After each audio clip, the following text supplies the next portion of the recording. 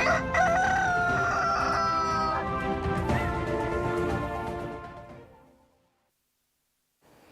is a beautiful Tuesday morning, the 5th of December. Ngwayelo muhla sikuvusele sikwamukele ehlelweni Kusile breakfast show. Bito lami nguSifiso ngiwakanqumala ngihambi ngedwa ngihamba nemfombeni lungelele. A very good morning to you. How are you? I'm well. Good morning to you too, Mngoni. I'm great. Sivusela nababukela emakhaya. Thank you for joining us. Sela sekiyo nje inyanga yengongoni inyanga lenkulu. And also nje worth noting sifisa ukuthi sela sekiwo emalanga lang 16 lalwa nehlubeteka ngetebulili 16 days of activism singade sikhohle lelo lawo malanga labalekile yaphetha ke mhla ka 10 December solo nje siyachubeka nekwanzisa lwati nge 16 days of activism against GBV. Ya kanti ke akusiyo leyo ndzaba kuphela nje lungelele ngathi ingundzaba mlonyeni kule nyanga nokuthi nje lesifuna kuyidrive ekuthenini sive semaswati sichubeke siyinake indzaba yekubukati indzaba te HIV and AIDS lungelele nayo soloku indzaba lequdelwa ekuthenini siticaphele ukuthi sitiphilisa kanjani nokuthi nje sitinake sisaphila lapha emhlabeni ukuthi ke siyekele stigma lungelele. Most importantly stigma, it has been a conversation iminyaka leminingi kakhulu.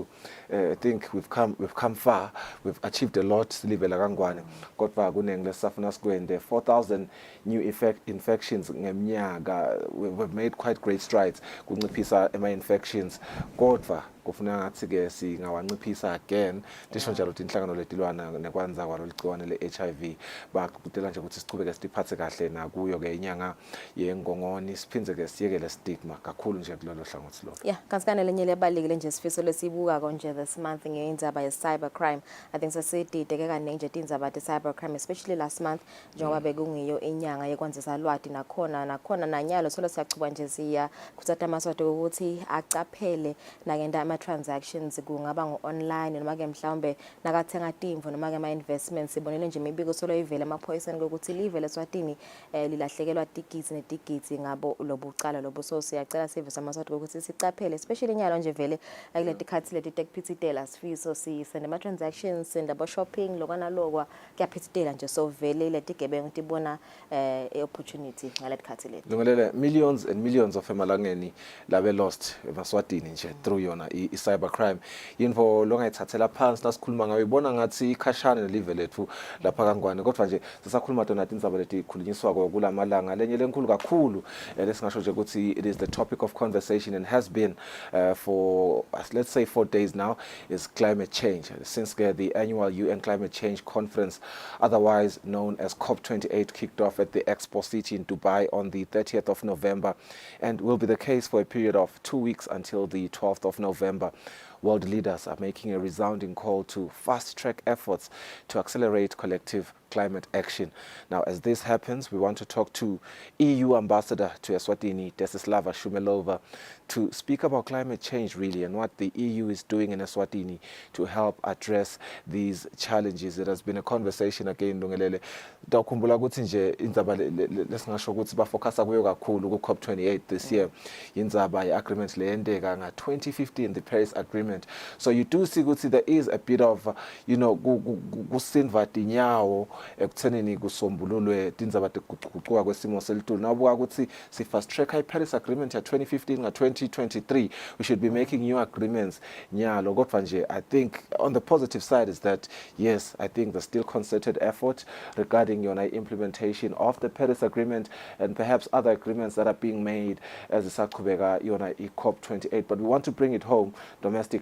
Diplomatic relations that we're enjoying with the European Union. Desislava Shumelova, the EU ambassador to Eswatini, will talk to us about some of the climate action initiatives that they have and that they are conducting as the EU with Eswatini. Yeah, we'll also be joined by Clerk to Parliament Benedict Qaba.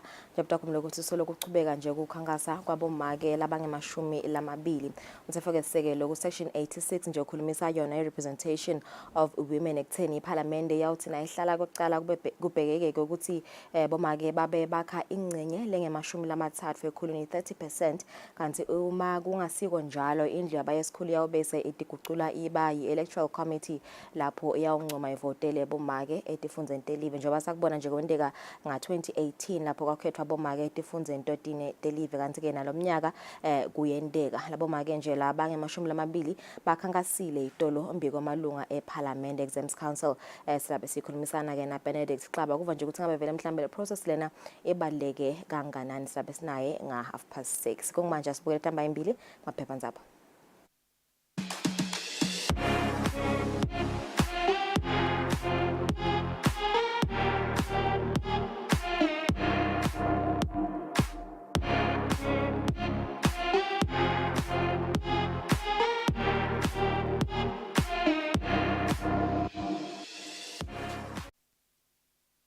Alright, asicela sibuke i-Times of Eswatini leti ihamba embili.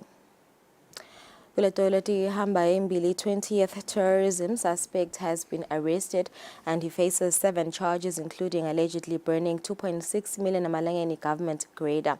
He's also accused of forcefully recruiting others to participate in terrorist acts. That story is on page 2.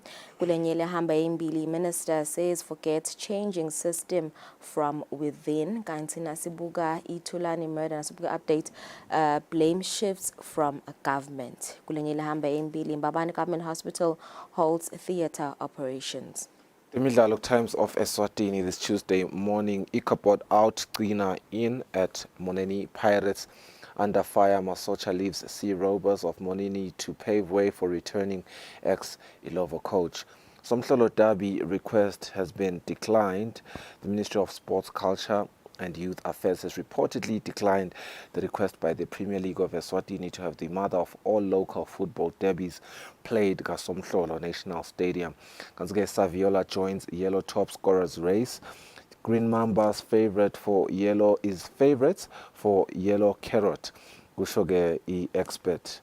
And then we also do have some of the results and fixtures from the interim of this week.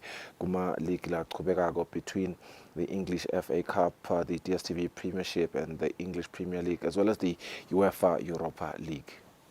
Right, nasibuka Eswatini Observer namuhla lethamba embili.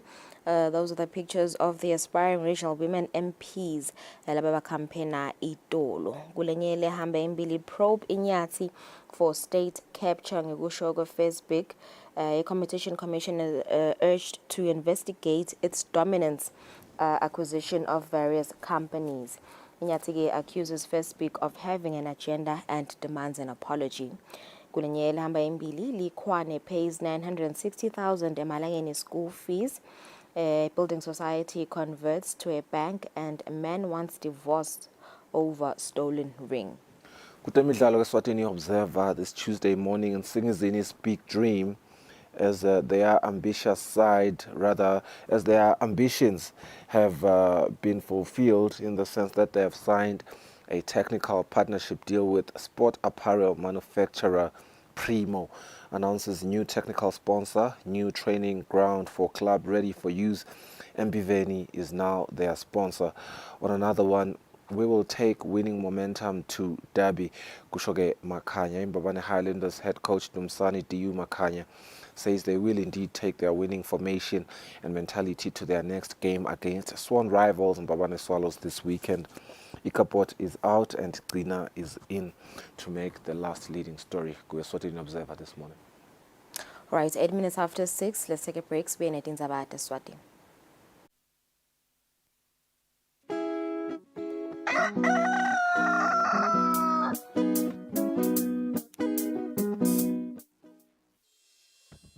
Umsakazo wetithombe iEswatini TV utibophelele kuhlonipha nekulandzela umgomo wetekusakata loweluswe libandla letekuchumana eVeni.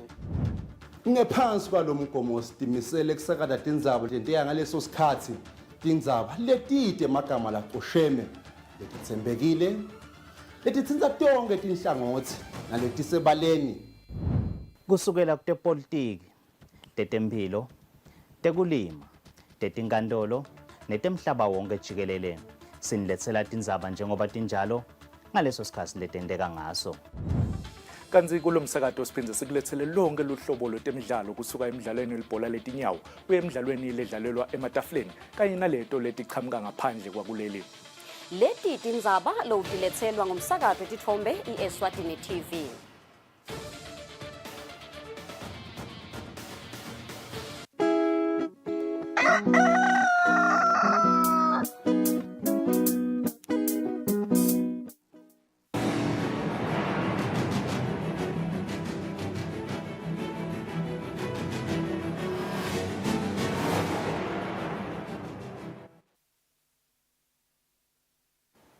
Ngalomuhle siphindze sikwamukele ehlelweni imizuzu ilishumi kubumbene insimbi yesithupha asethabele nathi tindzaba teSwatini. Vunankulu Russell Dlamini sawubuyile ekhaya. Ngemuva ke kuyongenela umhlangano lobuke tindzaba teguquguquka kwesimo selitulu iCOP28 lobe ubanjelwe eDubai eVele United Arab Emirates.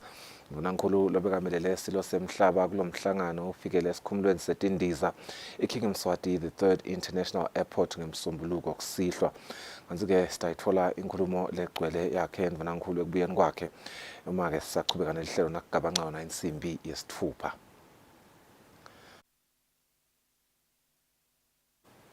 Sachubeka nato-ke indvuna yelitiko letasekhaya umvane Nkosi ilindiwe ikhutsata ti-70 talelitiko kutsi titigatse tibalekele inkhohlakalo. Indvuna-ke ikusho ngesikhatsi ihlangene neti-70 talelitiko eMbabane. Enkhulumeni yakhe umvane Nkosi Lindiwe ugcizelela bumcoka bekubambisana kweti-70 talelitiko kutekute utfutfuka indlela letimikisa ngayo lisito esiveni.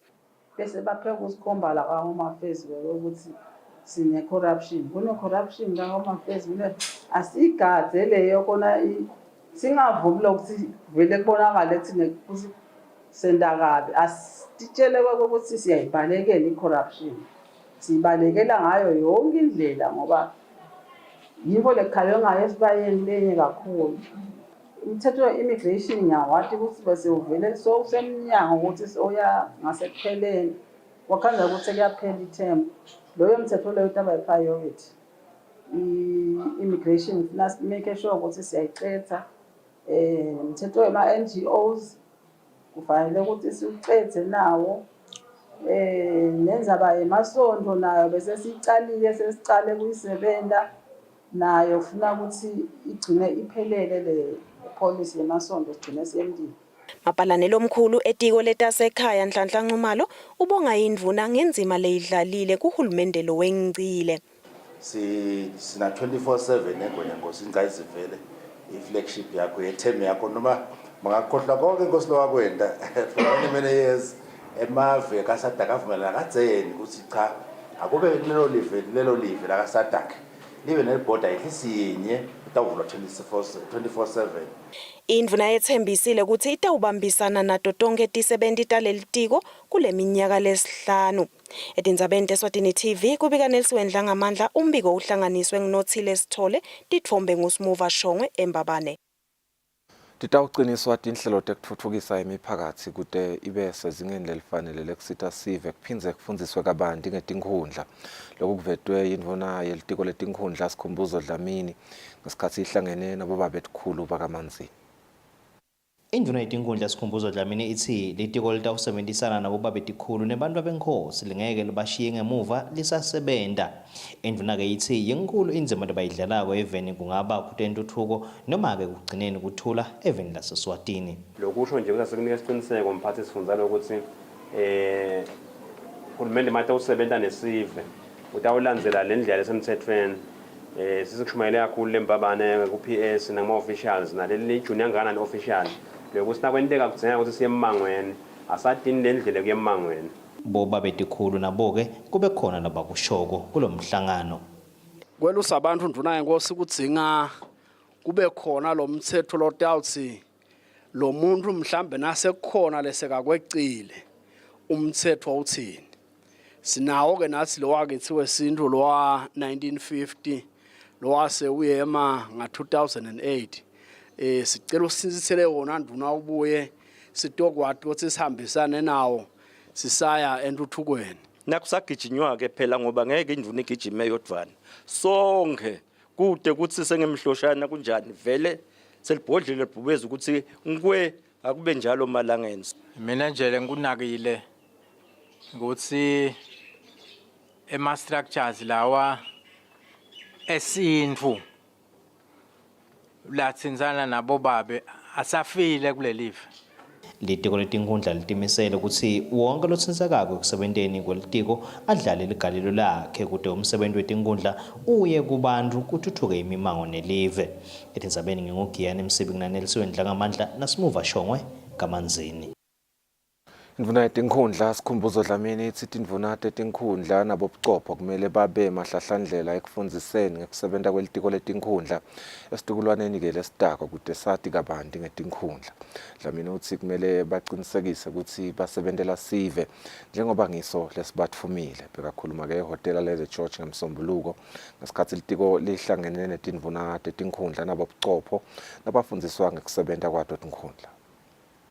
Asenihambe njengana bakhethiwe nathi sinikhethule ini nihambe nibambisane nelunga leParliament ukuthi uhulumende ematiko akhe akasebente akadelive lengaphandle tikolo asithola education emaclass sambe sofuna amablock kaworks ukhona works utawendani works nasuka neRDF bese nokhe amablock angithi singawakhe bekunene but ngithi asicizele kakhulu lokuthi letimali atisungule emabhizinisi sitocosha phela ebusweti njengoba ingwenyama yemhlaba nesibaya sikhulumile ukuthi hawu nabuhlasele ebusweti busweti bekunena nabo wayetikho lokuthi sotacala imali lefa yakho ingakanani uyamangala batanitshela basingakanani imali over $1 billion. Umphathi wesifundza sakaHhohho umntanenkosi Thanzile namabhaneli omkhulu etiko letinkhundla noNhlanhla Dlamini babakhumbutile ukuthi bedelekto usebentela sive babeke sona embili. Ngiyacela ukuthi minister vela batholele ibudget kuphindze kubuyo ngalenye ilanga sebasefieldini sebabonile ukuthi kusetshenzwa njani babuye kuhlalwe phansi kubonakala ukuthi lele batowutshelwa kona namhlala endlini kagogo kuyevakala yini. Run in your lane. Hayi le turf. Nina nikubita ngathi sikusikana titulo. Sicela singakwendi lokho ngoba bese kubambelela lo msebenzi our core business. Our core business kuyothuthukisa sive live nebantfu. Leti indvuna tetinkhundla nabobucopho bacelwe ukuthi batika bandi ngesikhwama sekuthuthukisa tifundza i-Regional Development Fund kuteke sive seMaswati sitakale.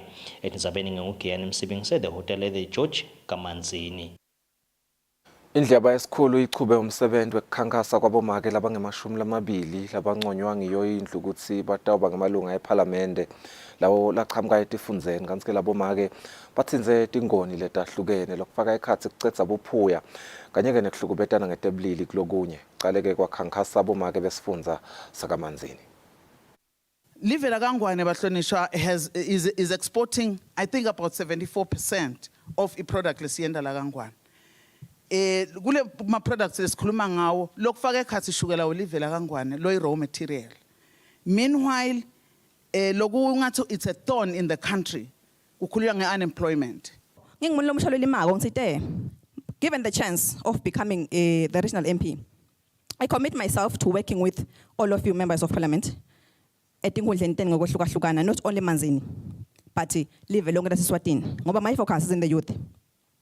Bahlonishwa uma ngabe mangikhetha ukuthi ngibe ngumake wakaManzini region ngitawubambisana nabo bahlonishwa kubuka nathi tikhwama letilwane busweti etinkhundleni letimbili lesikhwama seRDF nesikhwama saka micro projects. I promise to be a great asset kini mahlonishwa kule timo lesidibana nato silive la Kangwane.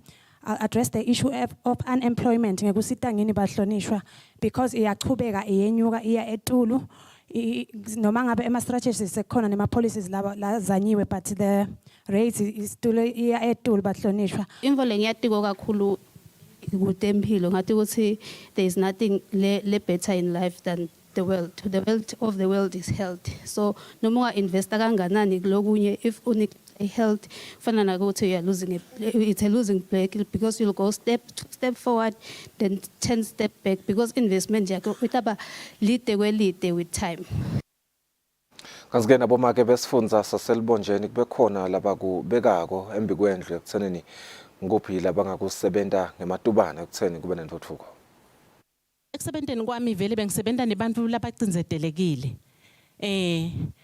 Kungiko lobo kungenda ngibe nesifiso ukuthi ngalelinye ilanga nangake ngifike eParliament ngicabanga ukuthi kukhona lapho nami ngingafike ngifake isandla khona kuthi sizame kwelekelela nababantu labeswele kangaka. Ke indzaba yokuhlukubeteka kwabomake noma kuhlukubetana ngebulili eveni nako lesikubonako lokukhula malunga siyathi ukuthi umthetho ukhona lobukele edoda indzaba letho kepha siyabona ukuthi solo kuhlukubetana kuyakhula.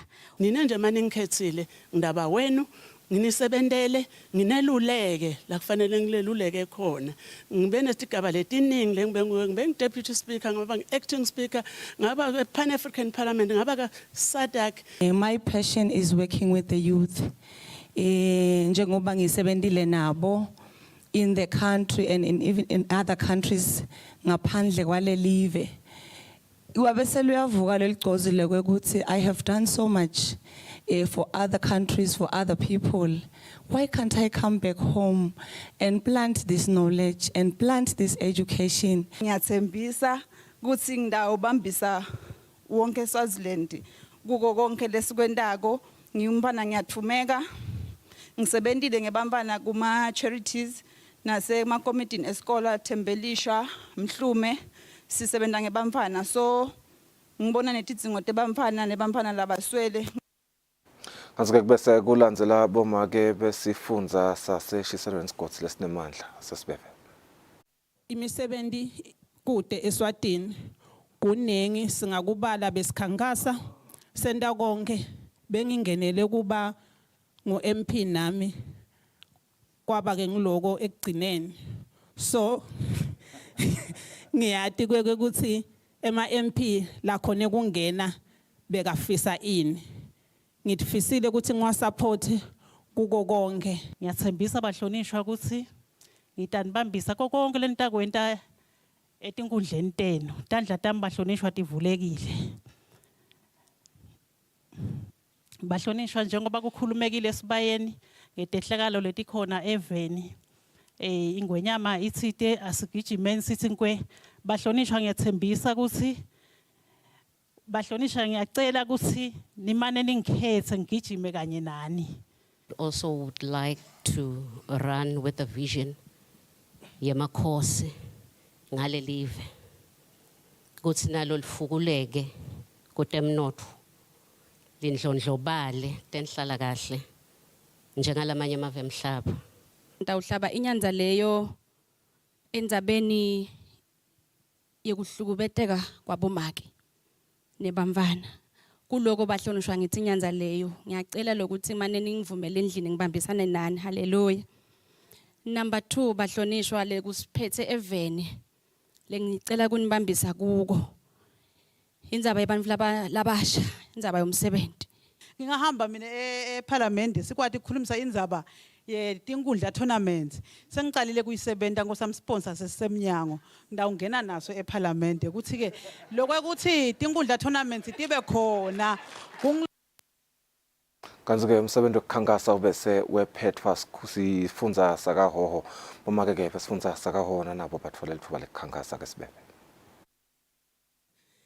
Ngifisa ukuthi nasesikanye kanye nebahlonishwa sigijime sewakha umthetho lengubona ngathi uyaphuthuma uyasiphuthumela wekunaka umfana longumfana siyivale le gap ngoba ngathi sekusayele emuva kulelo hlangothi. Iqiniso lithi akusibo hoho yedwa lo lomela phambi kwami khona ishiselo khona amanzini khona libombo lokusho ukuthi na ungikhetha ungiyise esigodini sakahoho kusho ukuthi enkundleni yakho kunesandla lososifaka ekhwapheni lo lesandla usasebenza umhlonishwa kutawendeka uphathe mabhabha ngaletandla letibili utawukhumbula mhlonishwa ukuthi khona lengamfihla.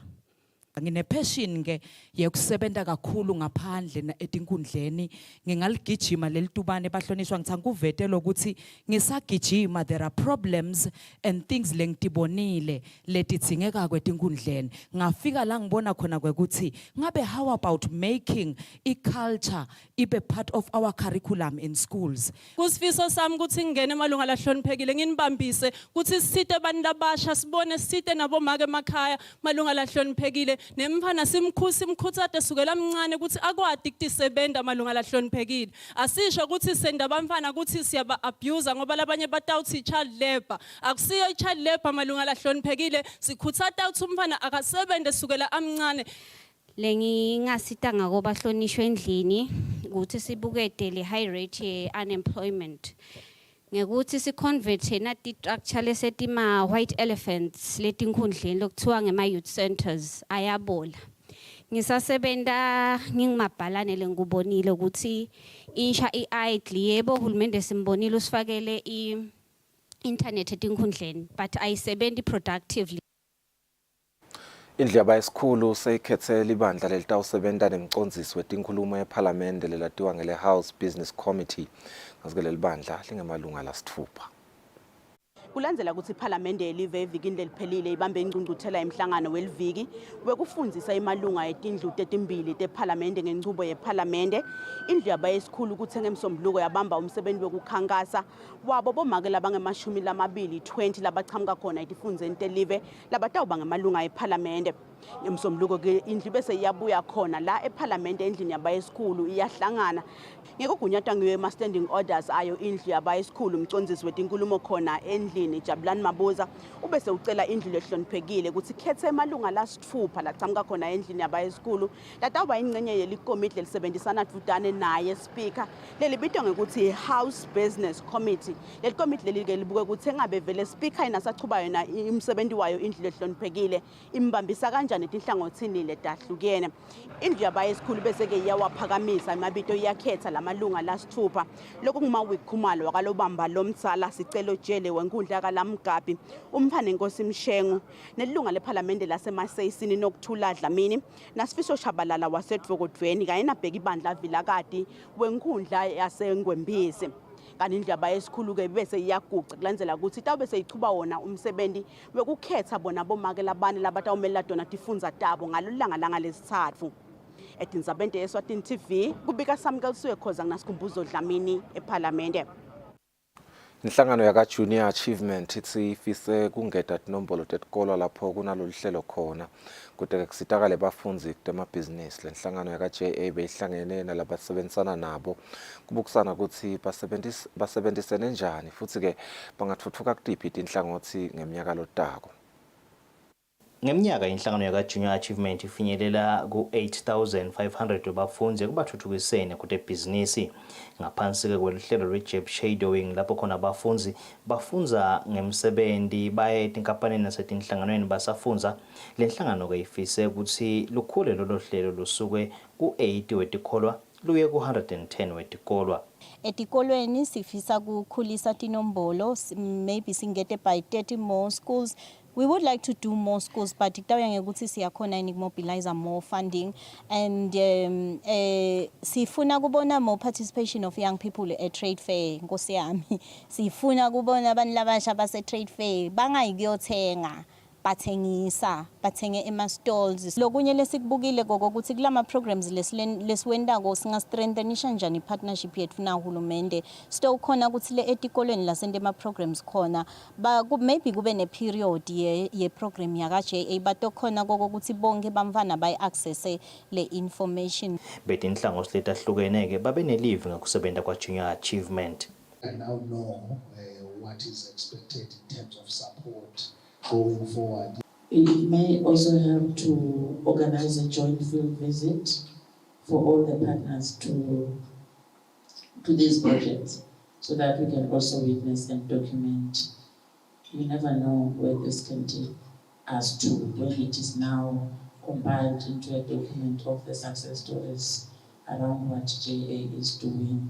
Bantfu labasha lesebacedzile esikolweni bakhule kusuka enkhulungwaneni kuya etinkhulungwaneni letintsatfu nemakhulu layimfica 3,970 kulo mnyaka losetulu lokwenta sibe sikhulu sidzingo sekusekelwa kwa-Junior Achievement ngetimali.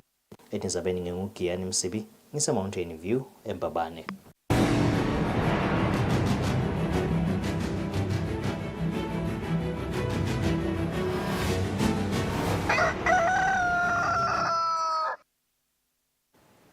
Kutemidlalo liqembu lenyamane classic sengilo lelitawumelela sifundza saseshiselweni kumncintiswano weNgwenyama Cup kulandzela ukuthi lincobe liqembu leCombine FC ngamagoli lamatsatfu ecanzeni. Licembu lenyamane classic likhombe kuba nemandla ngekuncoba licembu leCombine ngamagoli lamatsatfu ecanzeni emdlalweni weIngwenyama Cup ngaphansi sifundza saseshiselweni lodlalelwe King Sobhuza II Stadium. Umceceshi welicembu lenyamane classic Senzo Msweli uyachaza ukuthi ubalungiselele njani badlali bakhe kude bawuncobe lo mdlalo. Yes, it was a very difficult game, but game plan yethu it was to take them in a tempo because we understood ukuthi most of the players laba lebedlala nabo they are still young, so mawubabuka technically yes bakhona but mawubathatha ngepace basheshe baphelele umoya, so besentela lokho ukuthi at least sithi masifika towards the second half kube sekusettle. Umceceshi welicembu leCombine Stanford Ndlangamandla uyaveta ukuthi yini lebanciphisele amathuba ekuncoba lo mdlalo. Amagoli amabili first half isiteka goalkeeper, number 2 sasibekisha ekumakeni. Asibuya second half sasibafunzile ukuthi singabamba kanjani sibamba ngakho ngoku laba ingodi khona lokubamba ngakhona, so lokusimetheke second half sekutela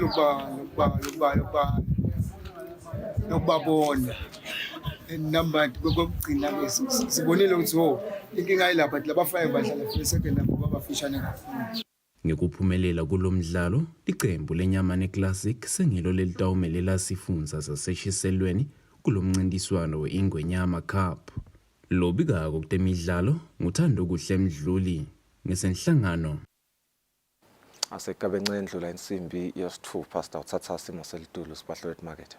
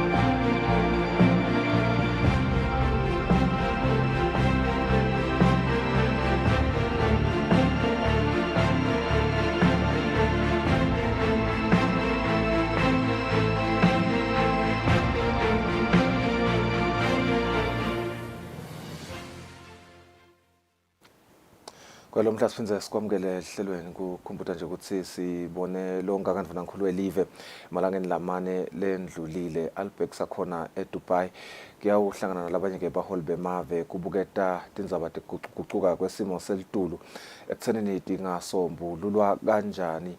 Longelele lesikutfolile ke njengoba nensathelele emsakato LinkedIn kule behambile soloku siniketa imibiko indzaba kwekuthi uphinze wangenela naleminye imihlangano ndvunankhulu lebuka donati indzaba tentfutfuko lenye nje yato ukuthi i-food security singayi-achieve kanjani kusabukwa yona in the face of climate change, rather in the face of nakuguquka kwesimo selitulu lokukhona sitfolile umbiko kwekuthi ndvunankhulu ngathi sobuyile.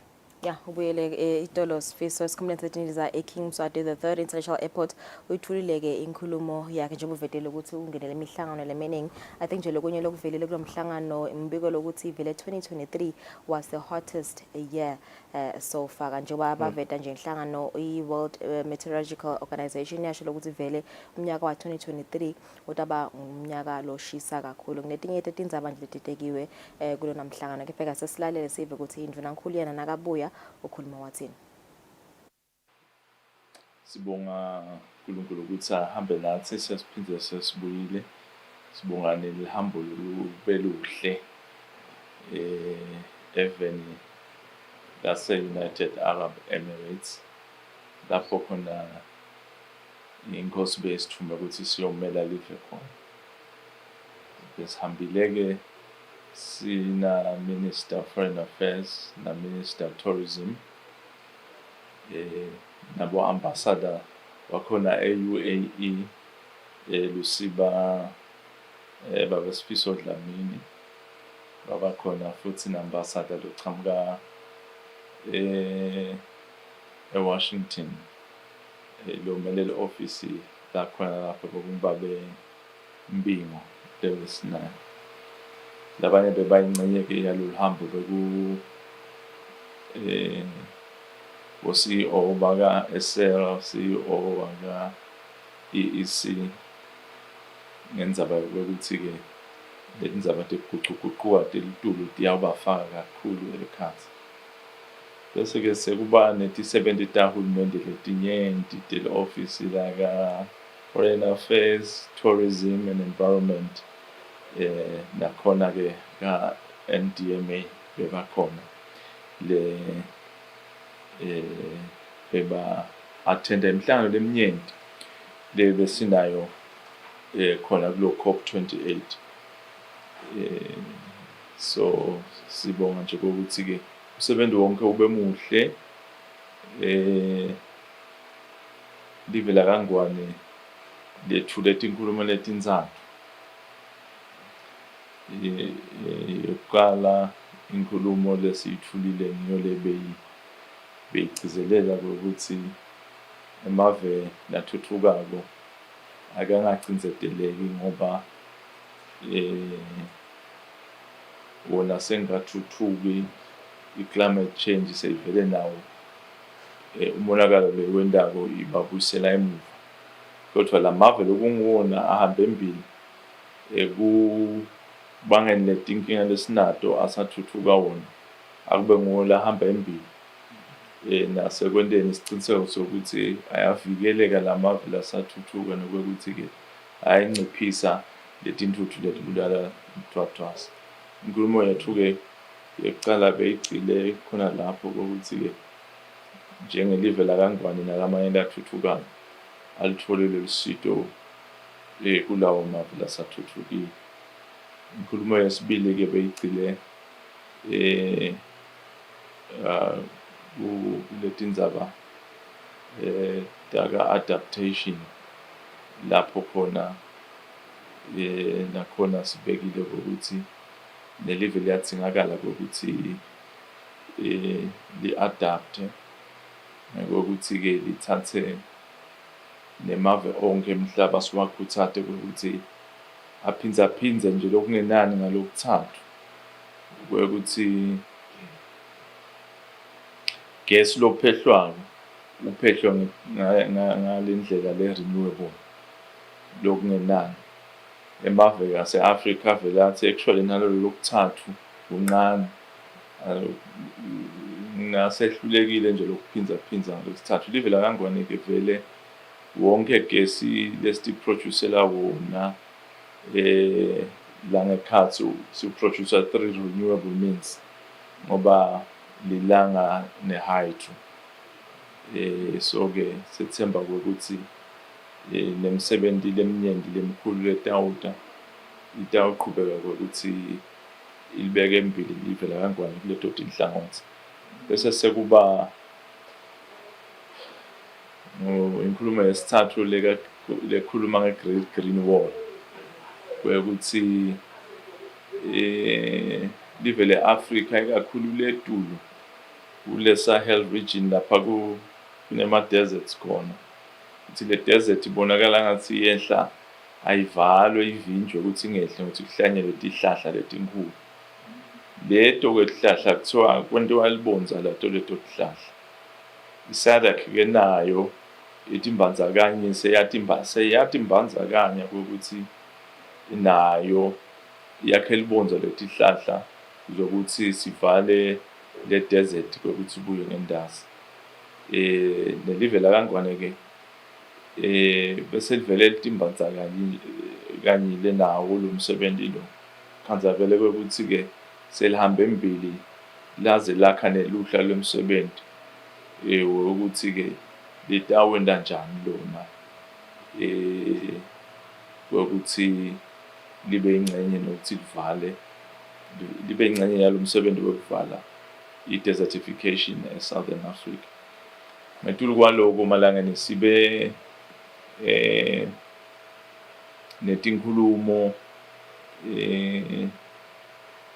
lapho sivuliselene khona nebaholi balamanye emavu lavana nalo live lakangwane lamanye asiphathisa kubo baholi belive i-head of state ukuthi asiphathisa tinkulumo letikhona leticondzane nayo i-head of state sahlangana nebaphathi baletinye inhlangano njenge-EU labaphethe tinhlangano ta-EU emhlabeni wonke jikelele. Kepha-ke Afrika nje sikhonile ukuthi sibonane naye umengameli waseveni laseZambia, umengameli waseveni lase-Nigeria, umengameli waseveni lase-Zimbabwe, umengameli waseveni lase-Ethiopia. Ya babe banyenti ngase ngibashiyela abanye, kepha-ke sibonile sakhona nokuvuselana namangameli wase-India nase-Kosovo. Ya uvele sivuselene nje kakhulu, bakhombisa nabo inshisekelo lenkulu kwekuthi bafuna ukuthi babe nebudlelwano lobuhle nelive lakangwane. Kepha-ke angigcine malanga ngekuthi ngisho kwekuthi kulo msebenzi lebesiye ngawo we-COPE ube mhle kakhulu ngokuthi akukabi nje kuphela kwekuthi lokhu lesihlala sikhuluma ngako kwekuthi inkulumo nje kuphela or rhetoric, but kube netinyathelo letiqatha letithethwe njengokuthi nje andiwe ama-commitments kule loss and damage afaka emave tikitsikitsi letinyenti temadola kwekuthi tisite la kule loss and damage. Kubeke umlando lokhu ngoba kulo mnyaka lophelile beyisukumiswa le loss and damage, kulo mnyaka lolandzelako sebavele bayakhommitha. Sesethemba nje kwekuthi nalesikucelile kwekuthi le mali lefakiwe ayitholakali isite emave masinyane singaze siphuthe kakhulu. That was the Prime Minister Russell Dlamini etfula nje inkulumo yakhe ngelo hambo lwase-Dubai. Vedileke ukuthi lo mhlangano was a great success njengoba nje naye akhonile kungenela imihlangano leminingi lapho ku live leSwatini likhonile kusana tivumelwano tekubambisana nalamanye emave. Uvedile nenzaba ukuthi uhlangene nalabanye bo-head of states base-India nase-Zambia nabo bajengisa interest yokuthi batawusebenzisana nelive leSwatini baphathisa futhi nakuye head of state walapha Eswatini, His Majesty King Mswati III. I think mina sengidawuthatha luthi kuloko nje la kuvetako umhlonishwa Ndvunankhulu ekuthenini nathi tinhlangothi labati khulumisile. These nations, the world leaders la attendile, go back to their nations, respective countries, and apply these measures. Emave angathuthuka live lakangwane ke. We do have an interview with the European Union.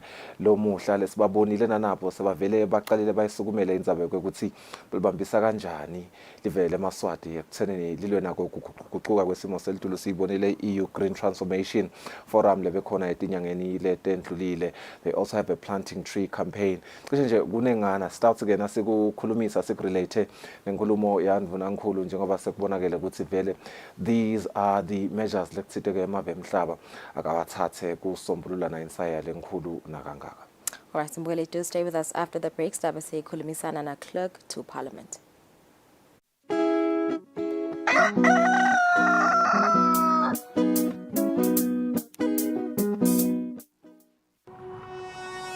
When you choose your adventures, you do so with an open heart and a desire for the unexpected. You embark on journeys to discover new worlds full of wonder. You choose a path to awaken your senses, a world to make you look up and realize just how inspiring this life can be. Arrive and awaken your heart. Explore life in ways only thought possible in your dreams.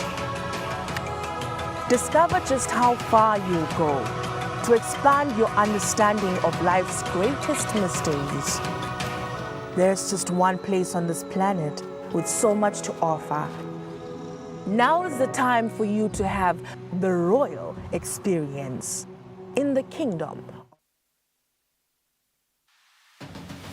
What do you think the best part of traveling is? Is it the food, or is it the conversation, or is it the sights and sound? If you're ready to explore, we are ready to show you the best way how.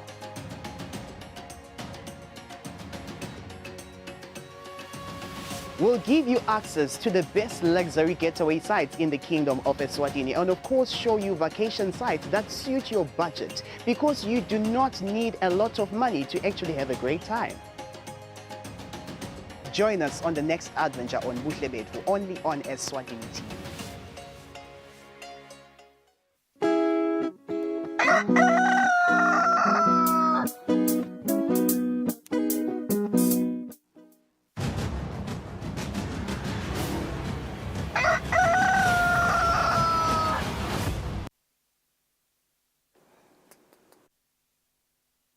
Athunze silemukele sikuvusele nawo losandza kusivulela besivetile ukuthi sitawujoyina ngoClerk to Parliament Benedict Xaba sitokhuluma nje ngelikhetho lisolo lichubeka eParliament uyavete kumthetho sekelo ku section 18 and 87 ukhulumisa indzaba ye representation of women ekutheni indlu yabayesikhulu iyawuncoma ivotele bomake etifundze nitelive labato wakha 30% njengoba sakubona nje kwendeka ngeminyaka wa 2018 lapho kwakhethwa bomake etifundze ntotini etelive kanti nakulomnyaka siyakubona kuyendeka eParliament labo makeke labangemashumi lamabili bakhankasile itolo embikwe emalunga eParliament umsebenzi nalo bobanjelwe exams council khona ezulwini kanti kutawuthi ke ngalesithathu kuleli viki kubhekekile ukuthi emalunga eParliament bese seyavotela loyo make labo bomake labane labafuna ukuthi ba represent leto tifundza sivele sinaye lapha babeXaba asivusele Clark sibonga kakhulu nje kuba nazi lomhla ekseni sifuna kuva nje ukuthi vele ingabe le exercise lena lo likhetho lo lichubeka kweParliament lubaleke kangana nje umthethosisekelo nje uvete lokuthi vele kumele bomake ba bendi representation ya 30% kumcwangana lokuthi vele likhetho lwendeke. Asibonge kakhulu magagula sivusele naso sonke sive semaswati ekseni. Kokucala nje umuntu angabonga ukuthi silive siyilandzele umthethosisekelo lokuyi constitution ikakhulu seyiParliament nekuvete ukuthi inzima beyenze kakhulu sesifike esigabeni lengathi vele isigaba sekugcina sayo ukuthi iParliament iphelele. Umuntu akadumise kakhulu bomake njalo sibonile itolo ekuthini bekunalokukhankasa lesi si organize campaign la khona bonke betile badethula lengakuveta kokucala ukuthi esine cream lapha kube kuthiwa ngiyadentela ngabe sithi wonke lo 20 akangene kodwa ke vele makufinal kugcina kuyinye i-team lewinile so lengakuveta ukuthi kumcwa kakhulu lokuthi nje nyalo mawubuka letinombolo lesinato vele sitawufika ngalesithathu uma sikhetha sho sikutawushona lesithathu livela kangwane litabe ligcobha umlando ngoba sidabe sik 29% kusho nje ukuthi sidabe sala ngayinye ipercent isimithe 30% lengathi ngujabulele kakhulu itolo labo make bebathinza tingoni letehlukene ikakhulu mawubuka tindzaba letathindwa khona esibayeni bawubona ukuthi bathinza itindzaba te-youth labane ngibabo babonile ukuthi basebasha vele kakhulu sekukhona labane experience so bebathinza kakhulu tingoni letehlukene letifaka tindzaba lethinza i-unemployment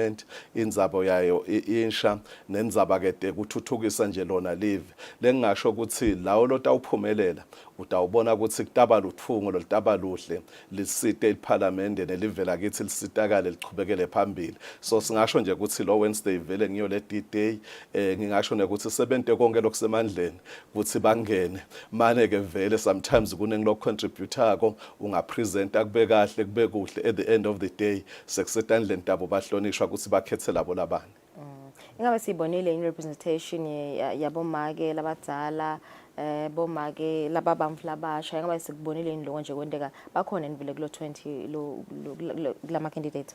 Yes, mawubuka kulama candidates la khona angibekise kukhona labake baba seParliament baseva ngingabekisa nje khona loba like angibekise nje bo Trust Gina uke waba nguye deputy speaker ukhona kanye nabo make Lady Hart labe bakhona before sekukhona labasha lengathi iyouth lebonakele ine energy kakhulu ubona ukuthi ichamuka nayo nema ideas la fresh so ngathi le team letabe ikhethelwa kusasa i well balanced so lokwenta ke ukuthi vele bakhona bahlonishwa ukuthi batawukhetha leyo cream ngiyakholwa ukuthi kutaba madima ukuthi mawufika ku ballot box ukuthi ngikhetha muphi ngiyekela muphi ngoba bonke bapresentile ngathi ngekwami nje bonke bascorishe 100% yesterday sesekutaba kubo bahlonishwa ukuthi benta njani. Okay, so lokho sebakhankasile nje nyalo sibabona into labakhankasela malunga eParliament ingabe nyalo bendani bayachubeka nemhlambe bayakhankasa kule mimango labasuka kiyo bavumelekile ukuthi bachubeke mhlambe bachube ema campaigns abo.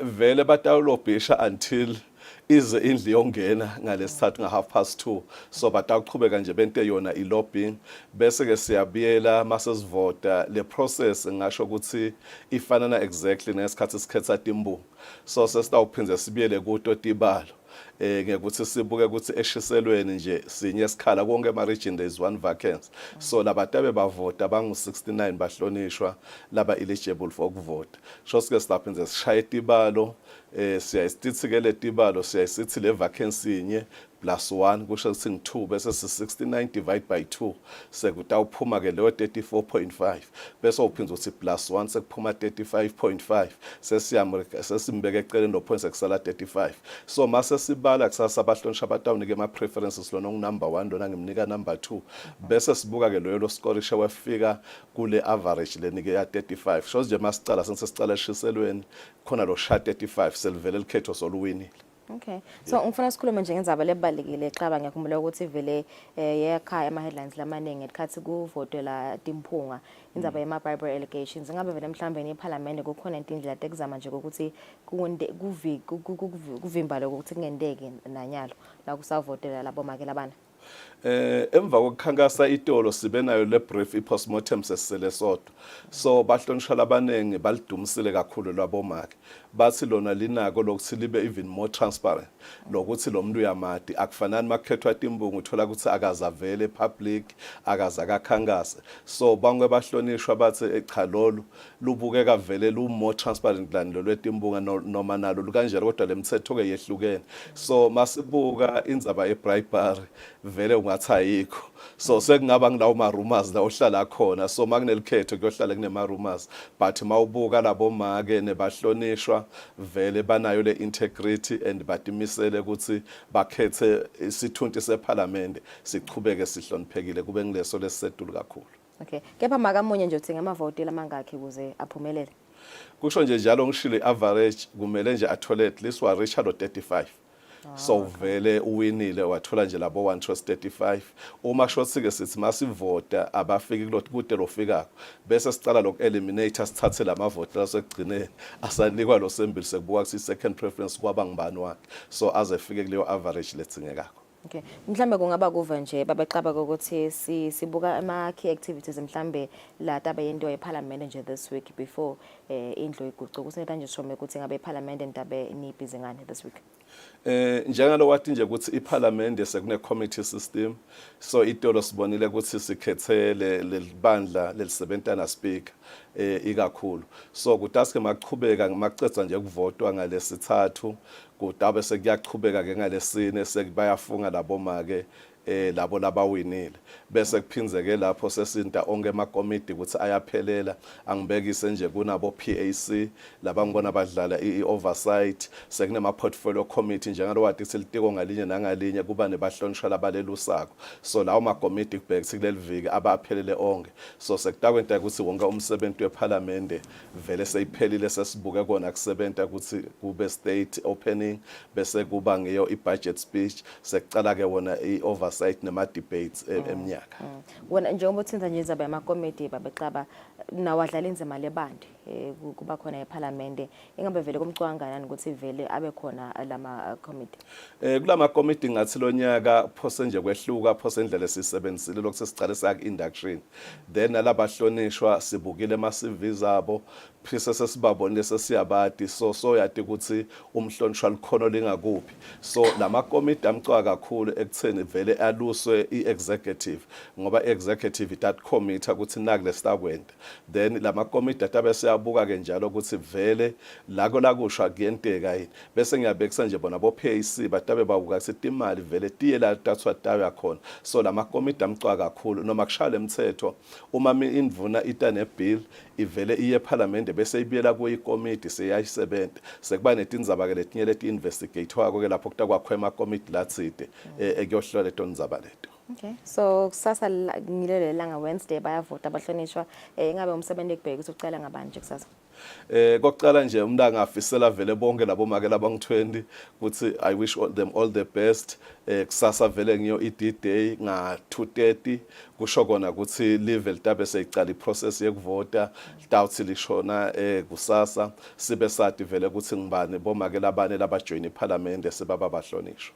No, ngiyavakala sibonga kakhulu babexaba mbukela ukuthi vele ukuthi kusasa sengelo lelanga lapho bahlonishwa kubhekekile ukuthi bakhethe labo make labane labatawumelela tifundza khona eParliament njengoba nje umthetho sekelo veta lokuthi at least 30% i-representation yabo make kumele ukuthi babe ingcenye yeParliament tabe sekuthi ngalesine khona kuleli viki babese bayafungiswa kukhethwe nawo ema committee sabahlolete makethe nasibuya sitawuchubeka nehlelo.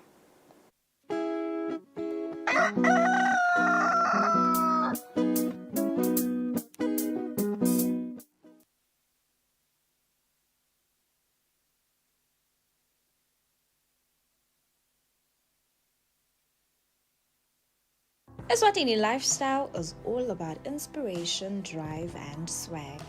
Eswatini Lifestyle is informative and fun while covering all aspects of life, be it people, places, and trends in the kingdom of Eswatini. We got you covered. The focus is on the quality of life. Eswatini Lifestyle will spark your interest. Catch Eswatini Lifestyle every Friday at 7:30 p.m. on Eswatini TV, Sibugo Semaswati. Let me tell you about my crush.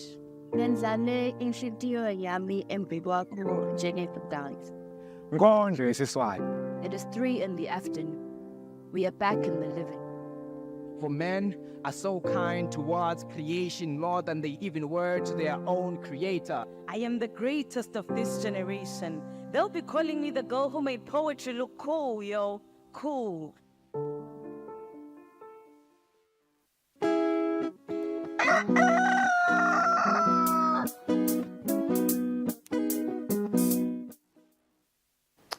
Right, welcome back. It's 10 minutes before 7 o'clock. Sicotha kukhulumisana na Clerk to Parliament, Benedict Xaba lovetako ukuthi sasa it is the day for emalunga eParliament ukuthi avotele bomake labane lebheka ukuthi bamelele tifundza lapha eveni. I think njengoba solo sisho sifisa ukuthi umthethosisekelo uyavetela ukuthi bomake eParliament kumele ukuthi bakhe 30% lokungenani khona eParliament kanti na saqhubeka likhetho kwavele lokho ukuthi abamhlanganisi lo 30% kungako ke qhubeka lo likhetho lolu kusasa nje bayavota emalunga eParliament kutabe sekuthi ngalesine babese sebayafungiswa kanjalo uqhubeka umsebenzi ekhethwe namakomiti latawubuka ematiko lahlukahlukene khona eParliament umsebenzi lo balekile lona njoba avedile nje Clerk to Parliament uyaqala ngensimbi yesibili emini khona akusasa.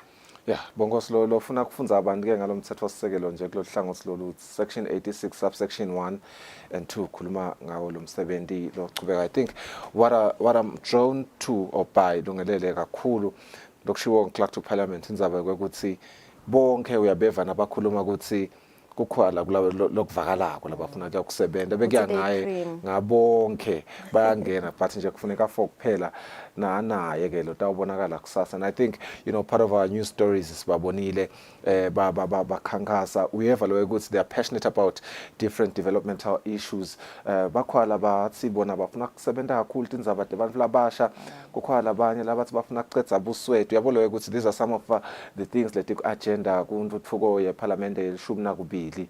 Lokukhutsatako impela phela njengoba sisivile nesive esibayeni sikhulumisa dona leti ndzaba leti ekuthenini nathi leti insaya lesibhekene nato lesicela ukuthi uhulumende olive la kaNgwane neParliament basebentele tona kunange hulumende welishumi nakuParliament yelishumi nakubili. And I think Lungelele, indeed we will see quite beautiful and fruitful results from this Parliament. Indzaba emagonso lathi ngwe bayivile bonke.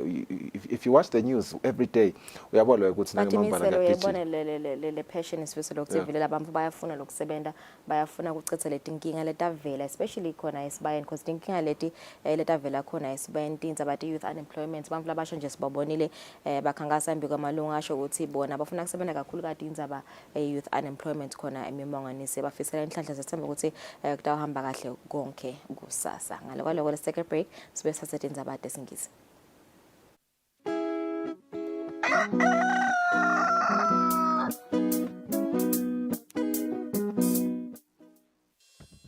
We at Eswatini Television Authority are committed to observing the Eswatini Communication Commission's Broadcasting Code of Conduct.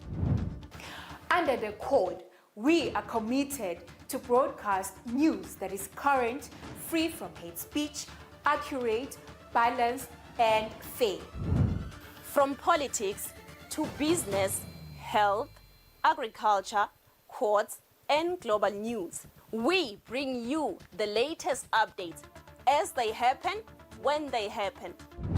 We cover all the sporting codes from the football pitch to the chessboards. This is Eswatini TV News.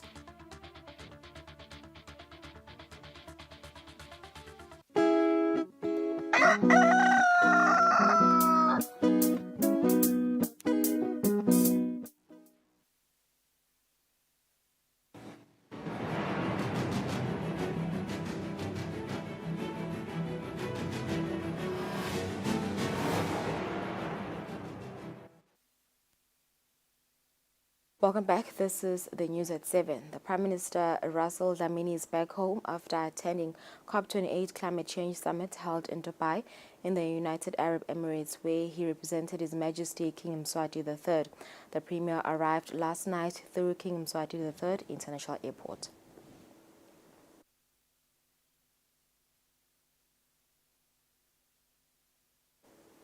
The Minister for Home Affairs, Princess Lindiwe, encourages the ministry's staff to work with integrity, adhere to moral principles, and avoid corruption.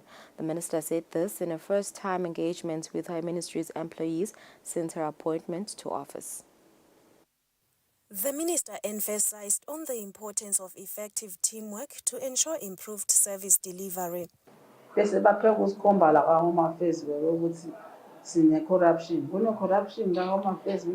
Nothing beats teamwork. I urge you to refrain from corruption so we improve our service delivery. Immigration laws, the regulation of NGOs and church bodies will be top of my priority.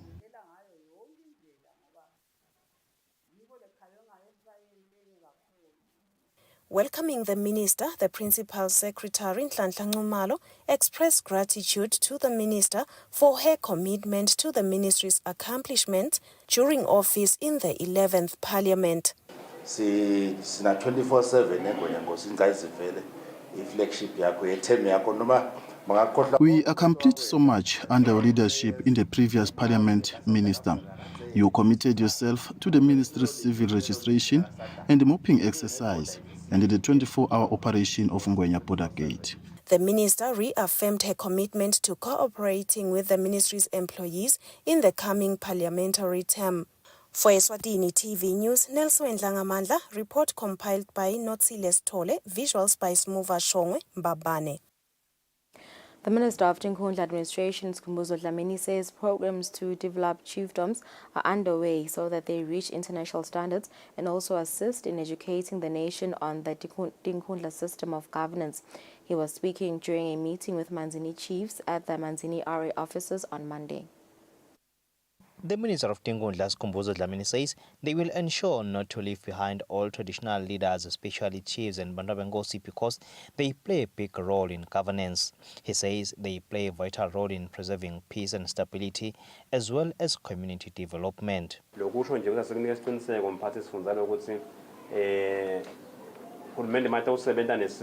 minister says the country is now stable and at peace because of the role they played. He says it would be improper to rush to any chiefdom without consulting traditional leaders. The chiefs also appreciated the commitment by the minister to work along with them.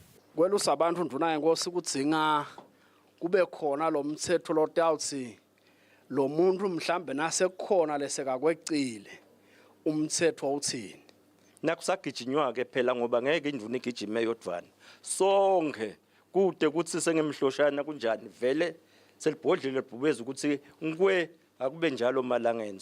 Mina nje ngikunakile ukuthi ema structures lawa esintu latsinzana nabo babe asafile kulelive. The chiefs appreciated the attitude shown by the minister in ensuring development. The Minister of Tinkhundla is determined to ensure service delivery and ensure that everyone is involved in the Tinkhundla operation and that everyone involved in the Tinkhundla operation plays their role. For Eswatini TV News, I'm Kian MCB with Nelson Ndlangamandla in Smuva Shongwe, Manzini. The Minister of Tinkhundla, Skhumbuzo Dlamini, says constituency headmen and Bubucopo are supposed to be custodians of the Tinkhundla system of governance and pass it on to future generations. The minister says they must also ensure that they serve their communities. He was speaking at the George Hotel on Monday during the induction of Tinkhundla elected officials. As a strong advocate for our Tinkhundla system, I am readily available as the Minister of Tinkhundla Administration and Development to spearhead a robust program in collaboration with you all to promote common and widespread understanding of the Tinkhundla system of government. It is necessary for all Emaswati and the younger generation in particular to learn about the system which governs our country, and we all have a role to play in that regard. The Hoho Regional Administrator, Princess Tsanzile, and the Principal Secretary in the Ministry of Tinkhundla, Nonhlanhla Dlamini, reminded them that they are here to serve the nation. Ngiyacela ukuthi minister vela batholele ibudget kuphinde kubuyo ngalenye ilanga sebase fieldini sebabonile ukuthi kusetshenzwa njani babuye kuhlalwe phansi kubonakala ukuthi lele batowutshelwa kona namhlala endlini kagogo kuyevakala yini. Run in your lane. Hayi le turf nina nikubita ngathi sikusikana titulo. Sicela singakwendi lokho ngoba bese kubambelela lo msebenzi our core business. Our core business kuyothuthukisa sive live nebantu. They warned them against corruption which should not be mentioned within the ministry at any given time. They also advised them to consult whenever they need clarity on anything and follow protocol and respect one another. They were reminded that the core mandate is to serve the electorate and avoid putting their agendas first. They were taught to educate themselves on the Regional Development Fund, which is there to assist the nation in fighting poverty. For Eswatini TV News, I'm Kian Msibi at the George in Manzini. The House of Assembly, in partnership with the Elections and Boundaries Commission, hosted organized campaigns for aspiring regional members of parliament. The Manzini Regional Women MPs-elect were the first to campaign for votes. Live Lagangwane Bahlonishwa is exporting, I think, about 74% of its product lesienda Lagangwane. Kule ma products esikhuluma ngawo lokufaka ekhathi shukela olive Lagangwane lo raw material. Meanwhile, it's a thorn in the country. Unemployment. Given the chance of becoming the regional MP, I commit myself to working with all of you members of parliament. Not only Manzini, but live lonke laseSwatini. Ngoba my focus is in the youth. Bahlonishwa uma ngabe mangikhetha ukuthi ngibe ngumake wakaManzini region. Ngitawubambisana nabo bahlonishwa kubuka nathi tikhwama letilwane busweti etinkundleni letimbili lesikhwama seRDF nesikhwama saka micro projects. I promise to be a great asset kini mahlonishwa kule timo lesidibana nato silivela kaNgwane. I'll address the issue of unemployment ngekusita ngini bahlonishwa because iyachubeka iyenyuka iya etulu noma ngabe ema strategies sekhona nema policies lazanyiwe but the rates is still iya etulu bahlonishwa. Imvo lengiyatiko kakhulu kutempilo ngathi ukuthi there is nothing le better in life than the wealth. The wealth of the world is health. So noma investa kanganani kulokunye if unik health fanana ukuthi you are losing it's a losing play because you'll go step forward then 10 step back because investment yakho utaba lide with time.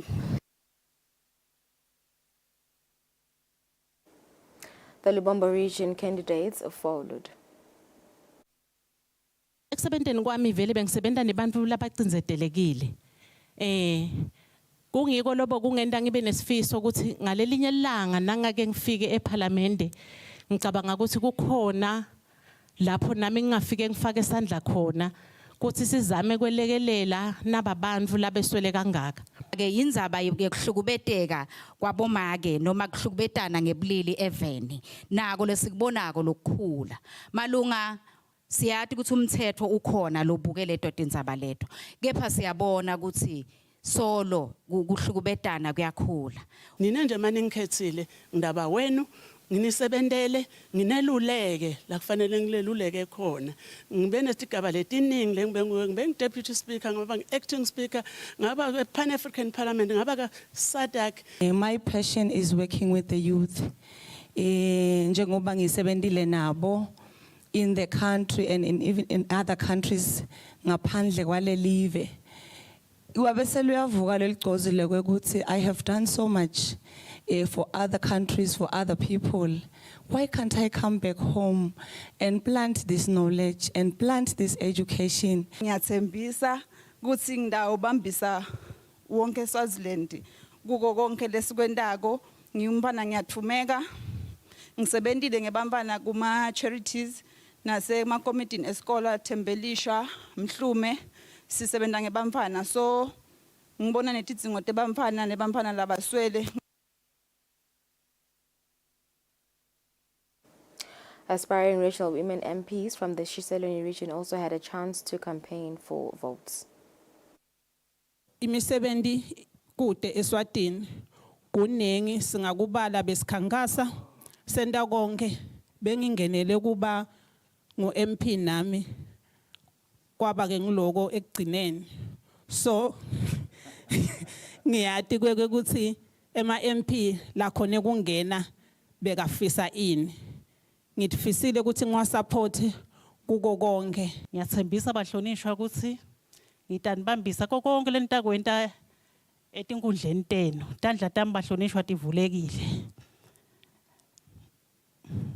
Bahlonishwa njengoba kukhulumekile esibayeni ngetehlakalo letikhona eveni ingwenyama ithite asigijimeni sithi nkwe bahlonishwa ngiyathembisa ukuthi bahlonishwa ngiyacela ukuthi nimane ningikhethe ngigijime kanye nani.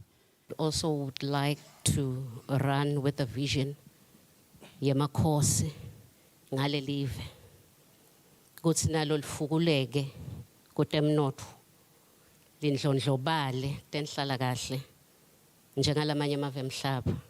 Ndawuhlaba inyanza leyo endzabeni yokuhlukubeteka kwabomake nebamfana kuloko bahlonishwa ngithi inyanza leyo ngiyacela lokuthi manje ningivumele endlini ngibambisane nani. Haleluya. Number 2 bahlonishwa le kusiphethe eveni lengicela kunibambisa kuko indzaba yabantu labasha indzaba yomsebenzi. Ngingahamba mina eParliament sikwati ukukhulumisa indzaba tinkundla tournament sengiqalile kuyisebenza ngosam sponsor sesemnyango ngidawungena naso eParliament ukuthi ke lokwekuthi tinkundla tournament tibe khona. Let's also take a look at the Hoho region candidates. Ngifisa ukuthi nasesikanye kanye nebahlonishwa sigijime sewakha umthetho lengubona ngathi uyaphuthuma uyasiphuthumela wekunaka umfana lo ngumfana sivale le gap ngoba ngathi sekusayele emuva ngakulelo hlangothi. Iqiniso lithi akusibo hoho yedwa lo lomela phambi kwami khona ishiselo khona amanzini khona libombo lokusho ukuthi na ungikhetha ungise esigodini sakahoho kusho ukuthi enkundleni yakho kunesandla lososifaka ekhwapheni lo lesandla usasebenza umhlonisha kutawendeka uphathe emabhabha ngaletandla letibili utawukhumbula mhlonisha ukuthi khona lengamfihla. Ngine passion ke yekusebenta kakhulu ngaphandle etinkundleni ngingaligijima lelitubane bahlonishwa ngithanga kuvetela ukuthi ngisagijima there are problems and things lengitibonile letithingeka kwetinkundleni ngafika la ngibona khona kwekuthi ngabe how about making culture ibe part of our curriculum in schools. Kusifiso sami ukuthi ngene emalunga lahloniphekile nginibambise ukuthi sithe abantu labasha sibone sithe nabo make emakhaya malunga lahloniphekile nemfana simkhutsate sukela mncane ukuthi akwadi ukutisebenda malunga lahloniphekile asisho ukuthi senda abamfana ukuthi siyaba abuse ngoba labanye batawuthi child labor akusiyo child labor malunga lahloniphekile sikhutsata ukuthi umfana akasebende sukela amncane. Lengingasita ngako bahlonishwa endlini ukuthi sibukete le high rate ye unemployment ngekuthi siconvert na structure lesetima white elephants letinkundleni lokuthiwa ngema youth centers ayabola ngisasebenta ngingimabhalane lengubonile ukuthi insha iidle yebo uhulumende simbonile usifakele internet etinkundleni but ayisebenzi productively. The House of Assembly has elected the House Business Committee. The committee consists of 6 members of Parliament. Following the induction conference of the 12th Parliament of the Kingdom of Eswatini last week, the House of Assembly convened on Monday at the Eswatini Examination Council of Eswatini for the organized campaigns of aspiring regional women members of Parliament. Upon finishing the morning session of the organized campaigns, the House then moved parliamentary work to the chambers of the House of Assembly, where the Speaker of the House, Jablan Mabuza, in accordance with standing orders of the House, moved for the election of the House Business Committee. The committee consists of 6 members and they work closely with the Speaker of the House on parliamentary matters. The House in secondment basis. On the committee, they elected Lobamba Lomzala, Member of Parliament, Mawik Kumalo, Sicelo Jele from Lamkapi, Prince Mshengo, Masesini, Member of Parliament, Noktula Dlamini, Sifiso Shabalala from Dogotweni Inkundla, and Peggy Bandla Vilagati from Gwembisi Inkundla. The Speaker of the House on Monday then adjourned the House with the next sitting on Wednesday, where the House will be voting for the 4 regional women members of Parliament. Reporting for Eswatini TV News, I'm Samkal Siwekoza with Sikumbuzo Dlamini, Parliament. Junior Achievement says it is their wish to expand membership in the number of schools where they operate in order to assist the youth and business. JA had a stakeholder engagement meeting where they were looking at their partnership with stakeholders and plans for next year. The meeting was held at the Mountain View in Babaina on Monday. Junior Achievement has an annual reach of 8,500 learners under its program. Under the job shadowing program, they wish to reach about 110 schools from 80 schools, meaning that there would be about 800 learners and the need for 120 companies for attachment. The Junior Achievement Director, Petsina Maslela, says they are happy to receive feedback from stakeholders. We would also like to introduce a JA Digital Education Program. This is a standard digital education program by JA Africa. We call it JA DEEP, but the JA DEEP is an acronym for the JA Digital Education Program. There is a TV program for it, and then there is an online program for it, so that even other kids that are outside the schools that we will be focusing on can... I now know what is expected in terms of support going forward. We may also have to organize a joint field visit for all the partners to these projects so that we can also witness and document. You never know where this can take us to when it is now compiled into a document of the success stories around what JA is doing. The out-of-school youth have grown from 1,000 to 3,970 in the year 2023. Thus, the need for more sponsors to come on board for assistance. Junior Achievement says they have received support from financiers to support them. Reporting, I am Kian Msibi, Mbabane. 60 people have been trained on dairy production and processing by the Eswatini Dairy Board since last year. The Dairy Development Manager, Bandile Mdluli, says since starting the trainings last year, farmers have been able to start businesses which they believe will help reduce the import of dairy and its products in the country, which is happening at a large scale. The manager says having local farmers produce more dairy products will reduce the country's dependency on imports. He says the 60 farmers that have been trained have shown keen interest in venturing into processing. Most of them are training. Processing. Processor cultured. Yogurt. So siyajabula kakhulu ukuthi siyayibona ukuthi umphumela wayo muhle kakhulu and siyathemba ukuthi ezaqhubeka edala ama-farmers atawukhona ukuthola lesito lalizingako nathi sitawukhona ukubona ukuthi kungeteke ama-products lakhiwa lakhathi Eswatini kunciphe lokungena ngaphandle. Alfred Menza, a businessman, says he has learned a lot from the training. We learned a lot about pasture preparation, how to prepare the place before bringing in the dairy cows. We learned a lot about the science of the cows themselves. So we know all the steps involved, hands-on. I'm intending to start a venture somewhere next year in dairy production and processing. And I think it is of immense help. In fact, I've got everything I need. The Eswatini Dairy Board has said last year Eswatini imported about 60 million litres of dairy and its products. A report by the company in the year 2020 states that local farmers produced 20.68 million litres of dairy, which is 23.4% of the total consumption. In the same year, Eswatini imported 76.6% dairy and its products. For Eswatini TV News, Nelson Dlangamandla, Smuva Shongwe, Manzini.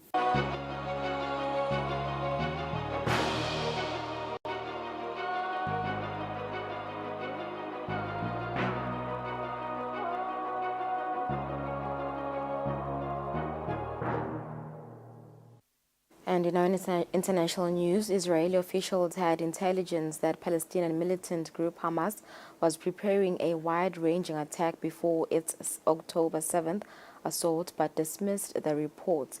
The New York Times reported on Thursday. The newspaper said a document obtained by Israeli authorities outlined point by point exactly the kind of devastating invasion that led to the deaths of about 1,200 people. On October 7th, Hamas blasted its way into Israel, an attack many say was avoidable. 1 year earlier, Israel's chief intelligence officer had in his possession a report, codename Jericho Wall. The New York Times says it's 40 pages long and laid out a Hamas attack plan extremely similar to the one carried out in October. A barrage of rockets, drones, combatants entering on motorcycles and paragliders. But Israeli intelligence officials didn't believe it. Some of the seniors of Israeli intelligence saw the plan as more of, they call it a compass for the building of the forces, where Hamas wants to be, but not where Hamas is.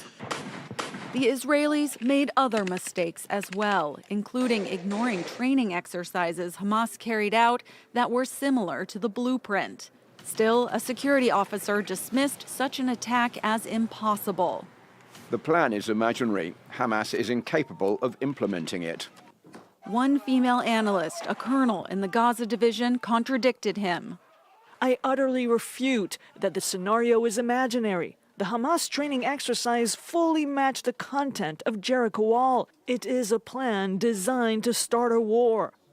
She wasn't listened to. A mistake, says this former security officer. You have to take it seriously, because if somebody comes to the conclusion that it's going to happen, you have to go deeper and ask what are the reasons.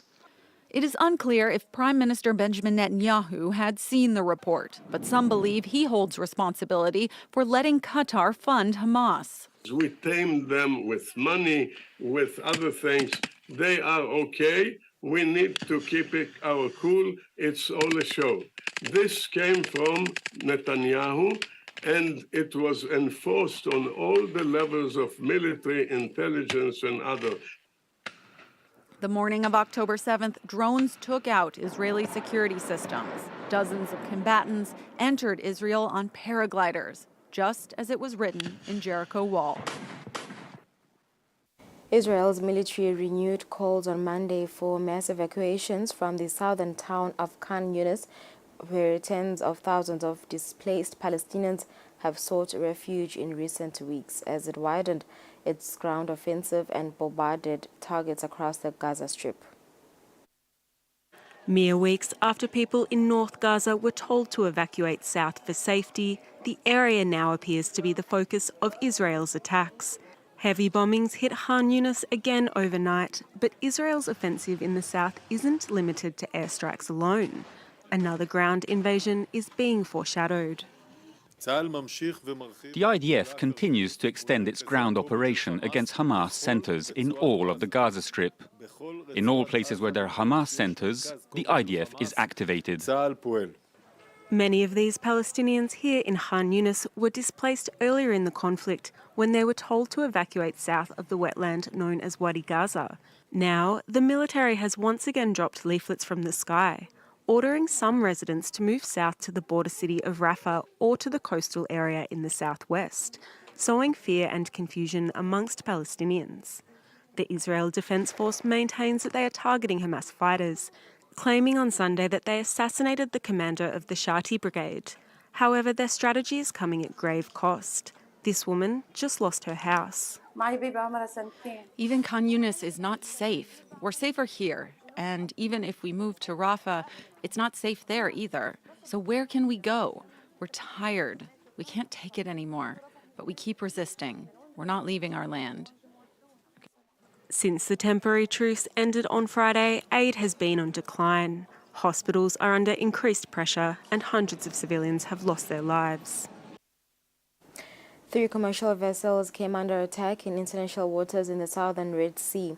The U.S. military said on Sunday as Yemen's Houthi group claimed drone and missile attacks on 2 Israeli vessels in the area. The attack is said to have lasted up to 5 hours. On Sunday, Yemen's Houthi rebels claimed to have targeted what they described as 2 Israeli ships in the Red Sea area, one with a naval missile and the other with a naval drone. The 2 vessels were targeted after they rejected warnings from the Yemeni naval forces. The Yemeni armed forces will continue to prevent Israeli ships from navigating the Red and Arab Seas until the Israeli aggression against our brothers in the Gaza Strip stops. An Israeli army spokesman denied that the ships had any connection to Israel. He, however, said that one ship had been significantly damaged and that another had been lightly damaged. The U.S. military, meanwhile, said that a U.S. warship operating in the area had responded to distress calls, shooting down several drones, one of which it said was headed towards the USS Kearney.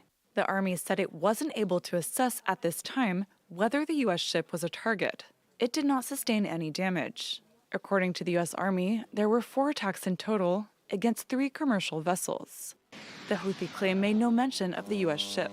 Since the start of the latest Israel-Gaza war, the rebels have claimed a number of attacks on Israel. Over the weekend, Houthi fighters paraded in Sana'a, a show of support intended for the people of Gaza. From the land of Yemen, from Sana'a, we come with an army of believers, an army that carries faith. You do not possess the same strength of will and faith that we possess, and we will support you, our Palestinian brothers. We will not abandon you. We will fight alongside you. Around 2 weeks ago, the rebels seized what they described as an Israeli-linked ship, the Galaxy Leader, also in the Red Sea. In these images, Houthi fighters can be seen carrying out the hijacking. The ship is still being held near the port city of Hudaydah.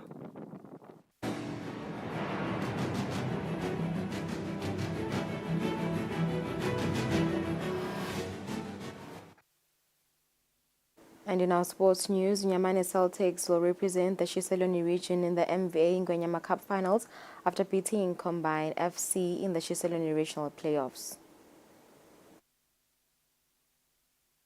Nyamane Classics proved to be too strong for Combine when they beat them by 3-0 in the finals of the Ngwenyama Cup regional playoffs. Nyamane Classic head coach had this to say on how they prepared for the game that helped them to win. It was a very, very difficult game, but the game plan yethu, it was to take them in a tempo because we understood most of the players they are still young. So babuka technically yes bakhona, but mawubathatha ngepace basheshe baphelelwe umoya, so besendela lokho ukuthi at least sithi masifika towards the second half kube sekusettle. Combined head coach Stanford Langamandla explained what made them to lose the game. First half, keeper. Number 2, sasibekisha ekumakeni. Sasibuyaka second half sasibafunzile ukuthi singabamba kanjani sibamba ngakho. Ngokuphi laba ingoti khona lokubamba ngakhona. So limete second half sekuthela lokubabona. Nyamane Classic will now represent the Shiselweni region in the Ngwenyama Cup main competition. Reporting for Eswatini TV Sports News, I am Patizwe Msibi with Thando Mdluli Hlangano. We've come to the end of our English bulletin. Thank you for staying with us. After the break, we'll be speaking to EU Ambassador. Stay with us.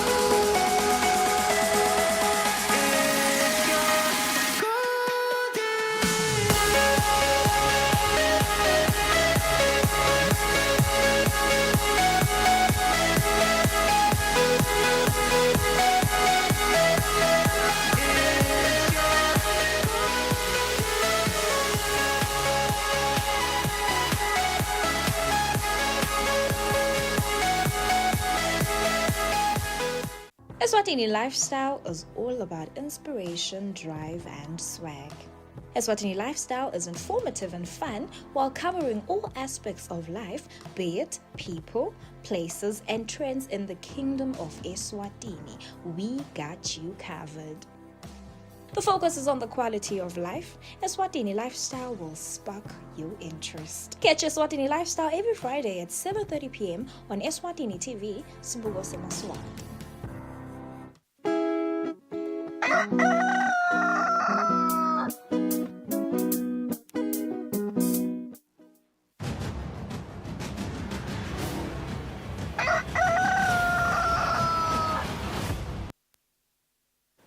Right, welcome back to the program. Now, in the bid to catalyze investments and power sector reform to support the energy transition in Eswatini, the European Union delegation to the Kingdom of Eswatini invited stakeholders, including government, for the EU Eswatini Green Power Transformation Forum, which was held on the 20th and the 21st of November.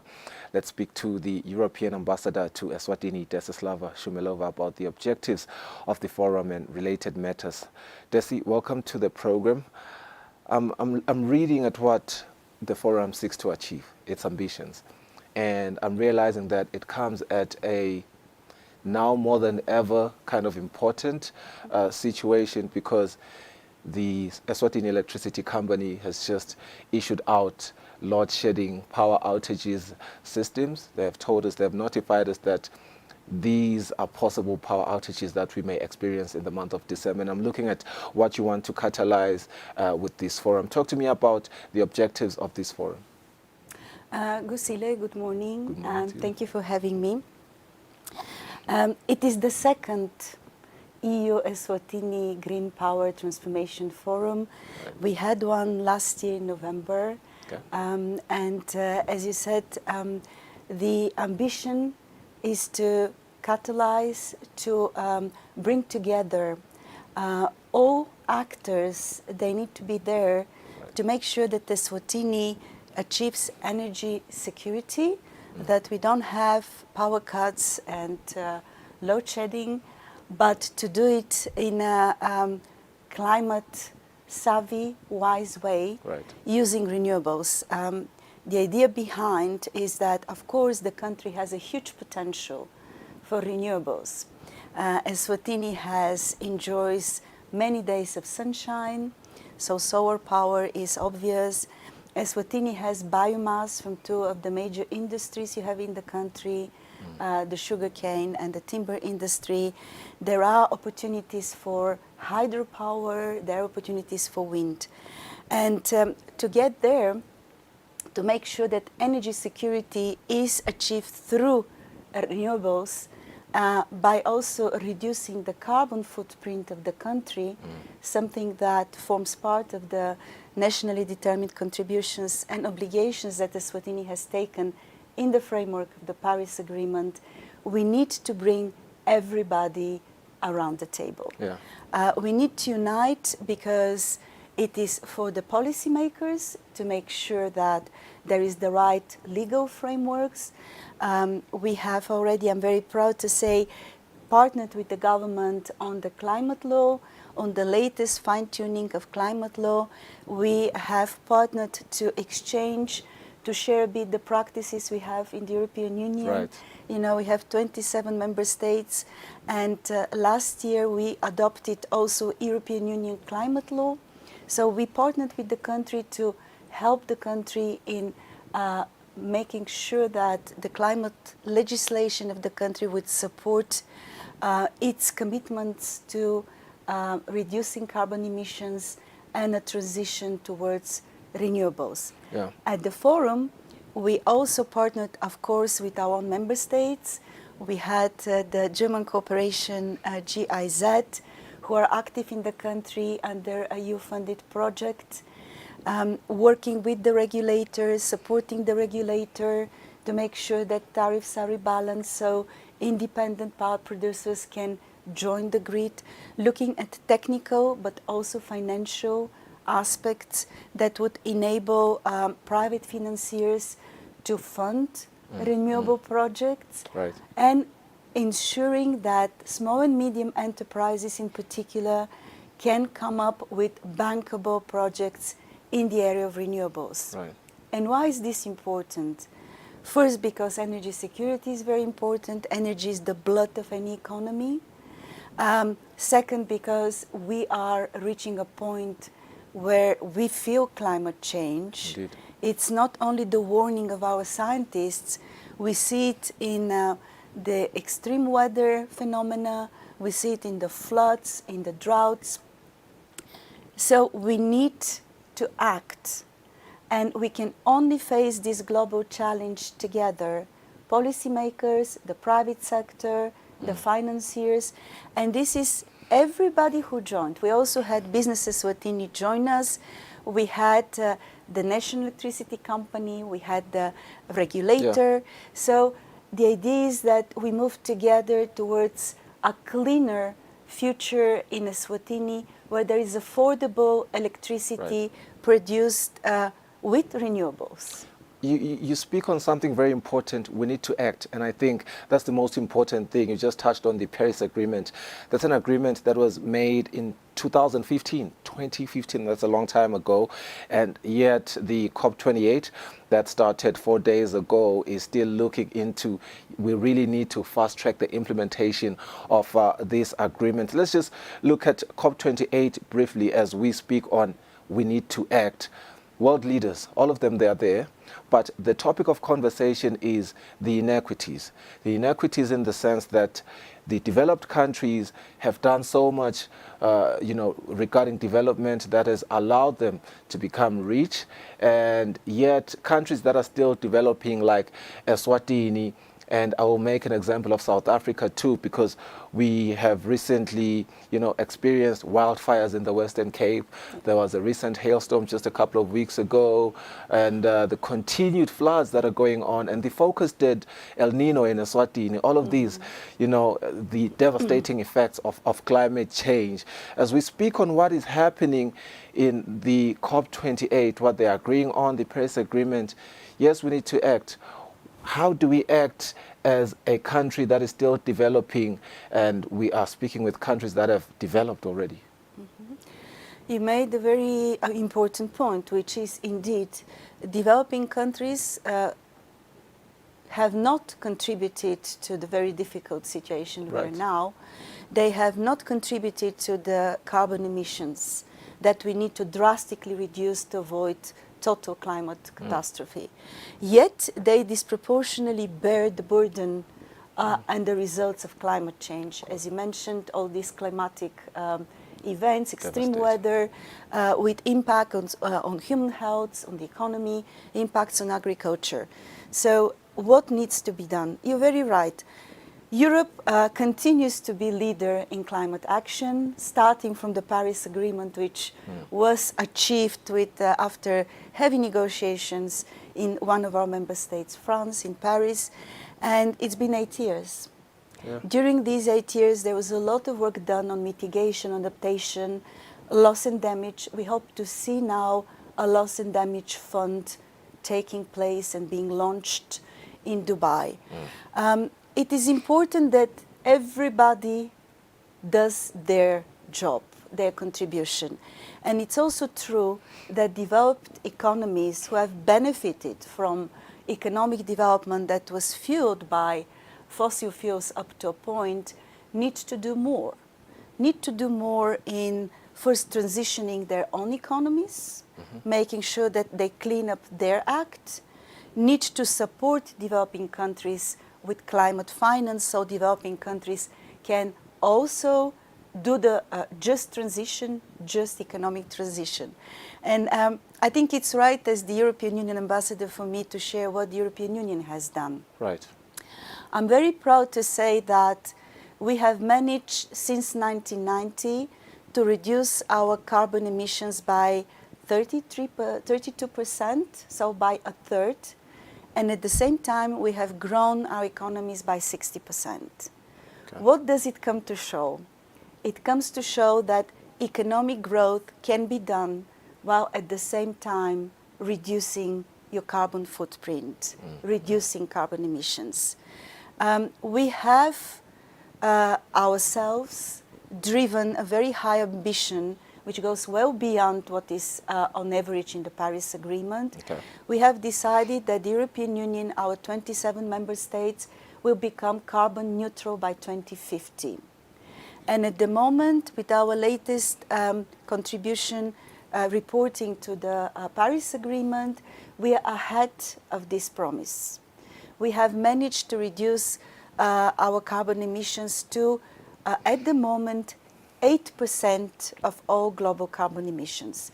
So the European Union, our 27 member states at the moment account to only 8% of emissions, while together we are the third biggest economy in the world.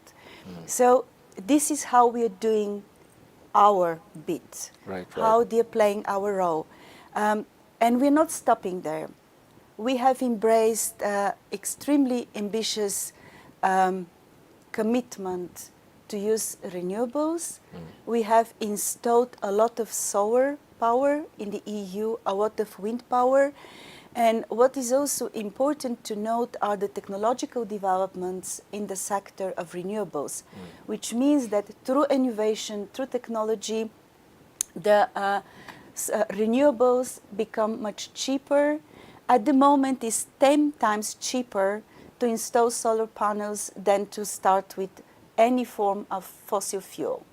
So this is also important when Eswatini is thinking about their path to energy security, that in fact fossil fuels are not dirtier, dirtier, they're more expensive. Renewables with the new technologies that we have and innovation are also cheaper. They're also much more quickly installed on the ground. So it's easier to meet immediate needs. They're much more decentralized. They can be installed locally. So you save also money from transmission. So there are a lot of advantages.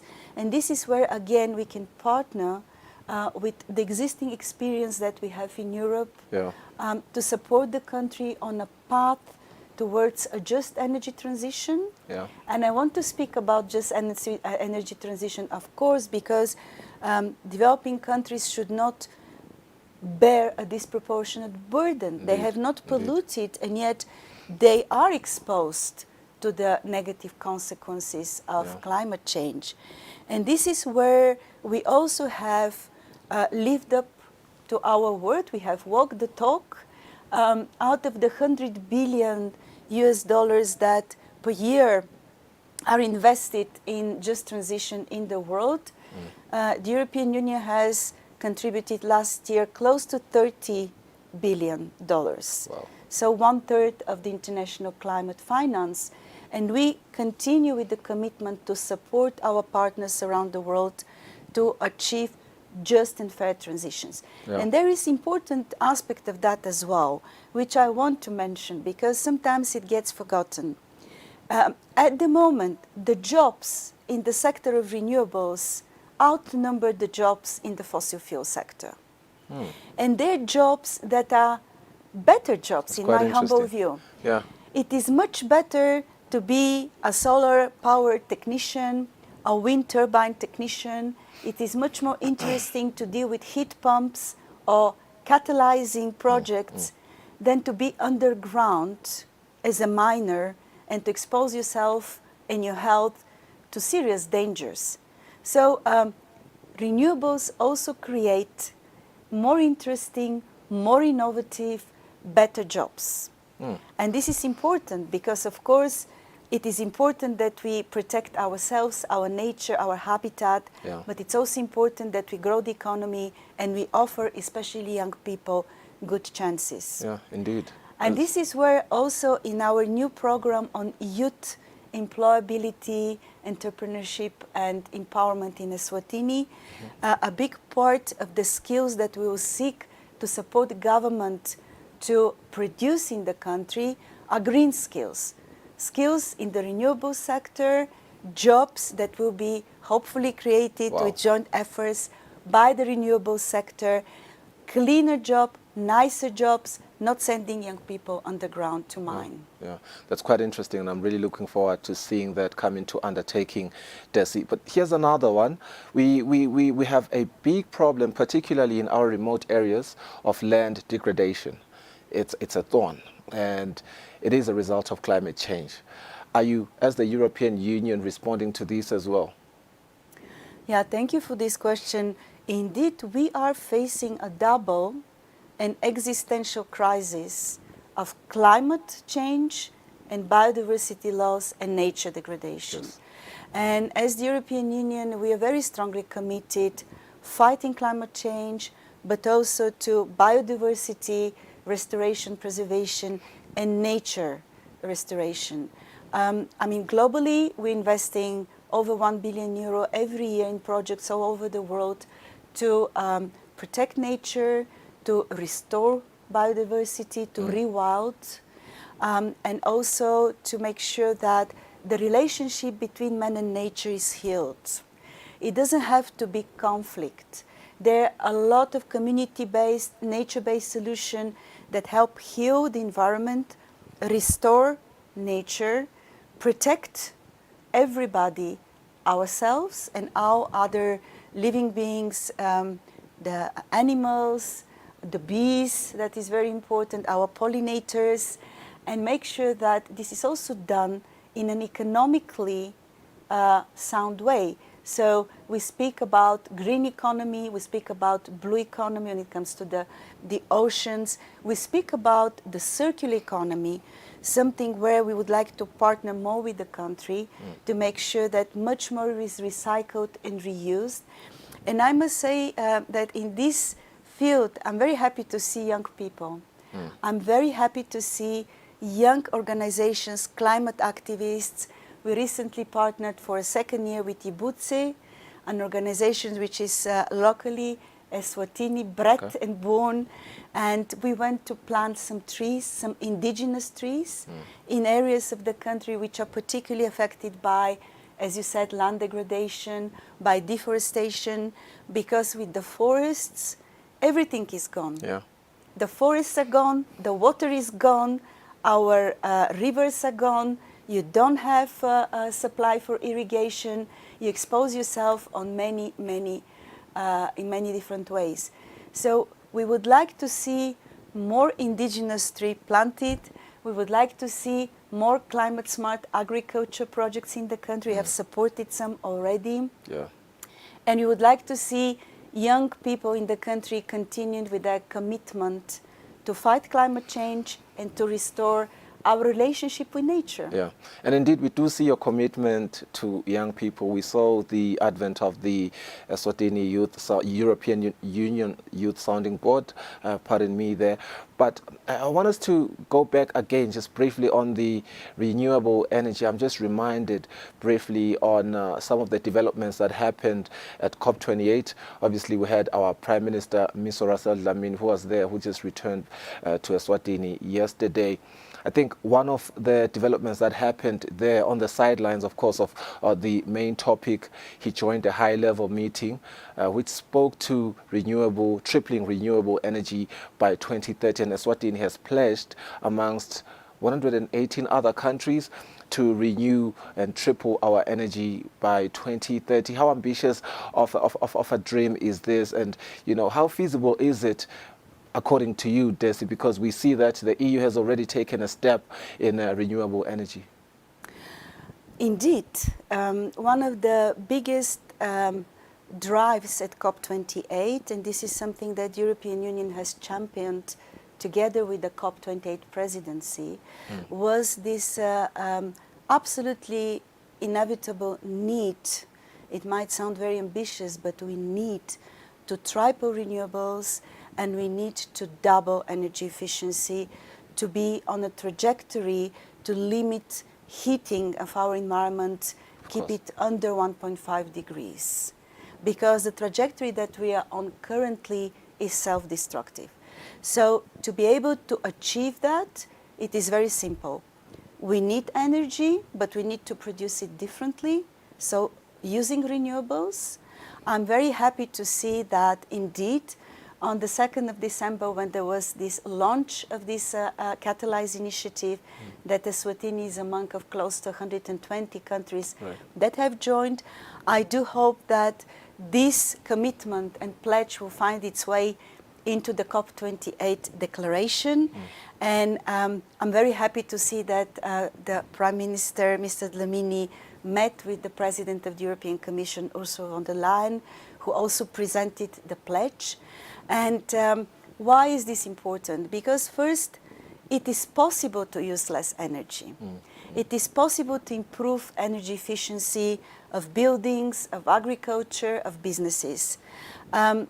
It is impossible also for each one of us, and everybody who knows me knows that I absolutely, obsessively switch off lights, switch off air conditioning. These are small things, but each of us can do their own small thing. Don't use energy when you don't need it. Make sure that you regulate your own energy consumption, which of course is good for your energy bill. But there are small habits, and of course there are bigger issues such as big industry, big businesses making sure that they become very energy efficient. But of course, policymakers have to ensure that there are incentives.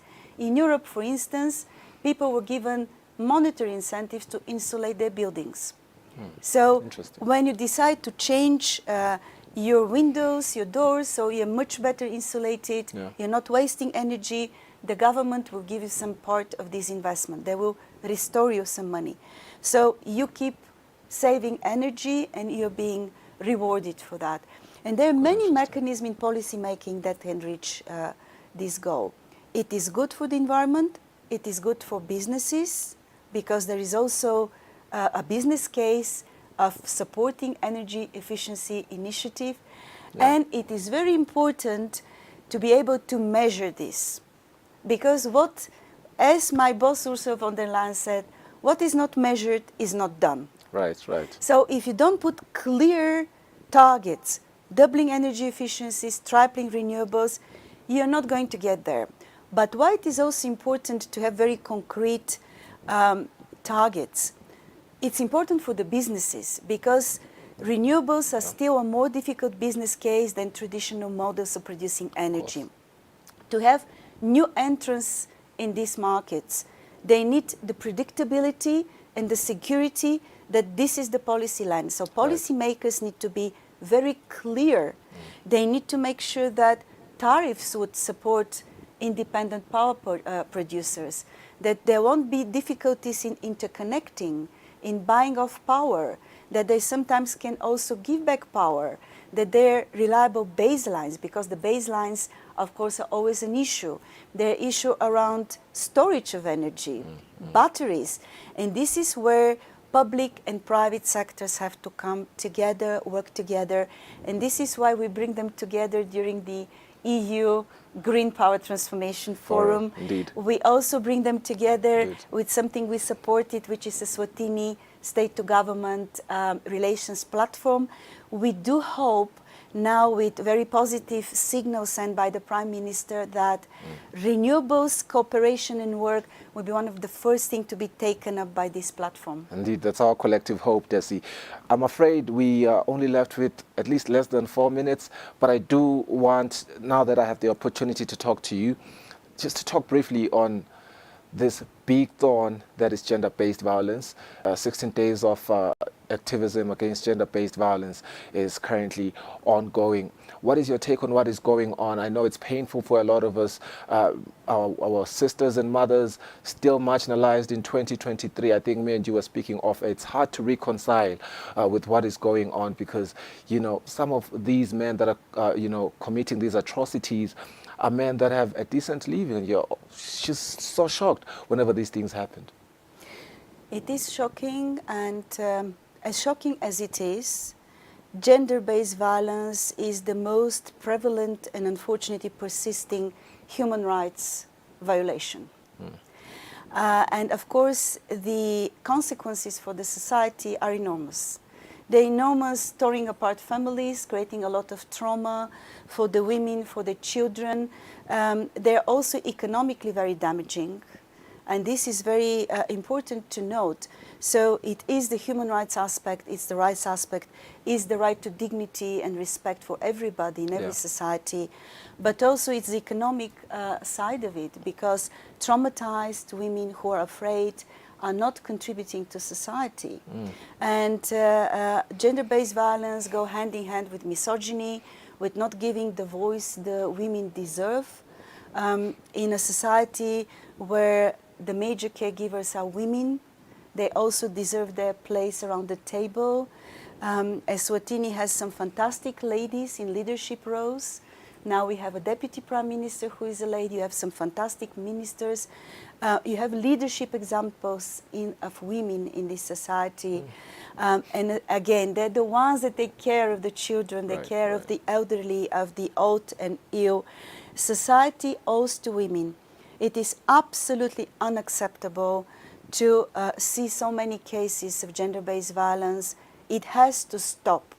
And it will stop with us absolutely always talking about it, exposing it, with the very good legislation that Eswatini has, the Sexual Offences and Domestic Violence Act, being enforced without any fail by the law enforcement society, with legislators, with law enforcement authorities being on the job.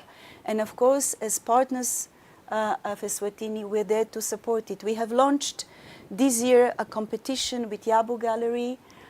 We have asked 10 artists to express their feelings around the serious crisis and scourge of gender-based violence in this country.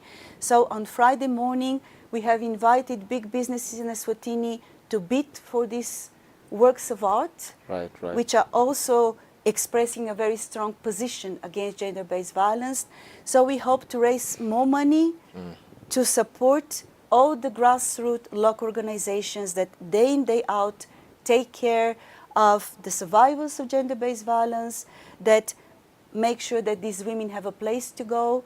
They don't have to return to a person who has battered them or tried to kill them. So there is a lot to do, but I'm reassured that the policy and decision makers in this country and His Majesty himself have taken a very strong stance against gender-based violence. You can count on the European Union as your good partner to be there for you in this as well.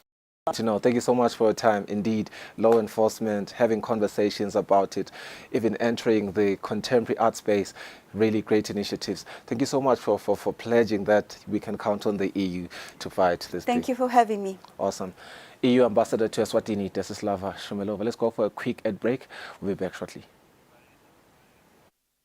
Sorry, I have to say goodbye. We've come to the end of the program.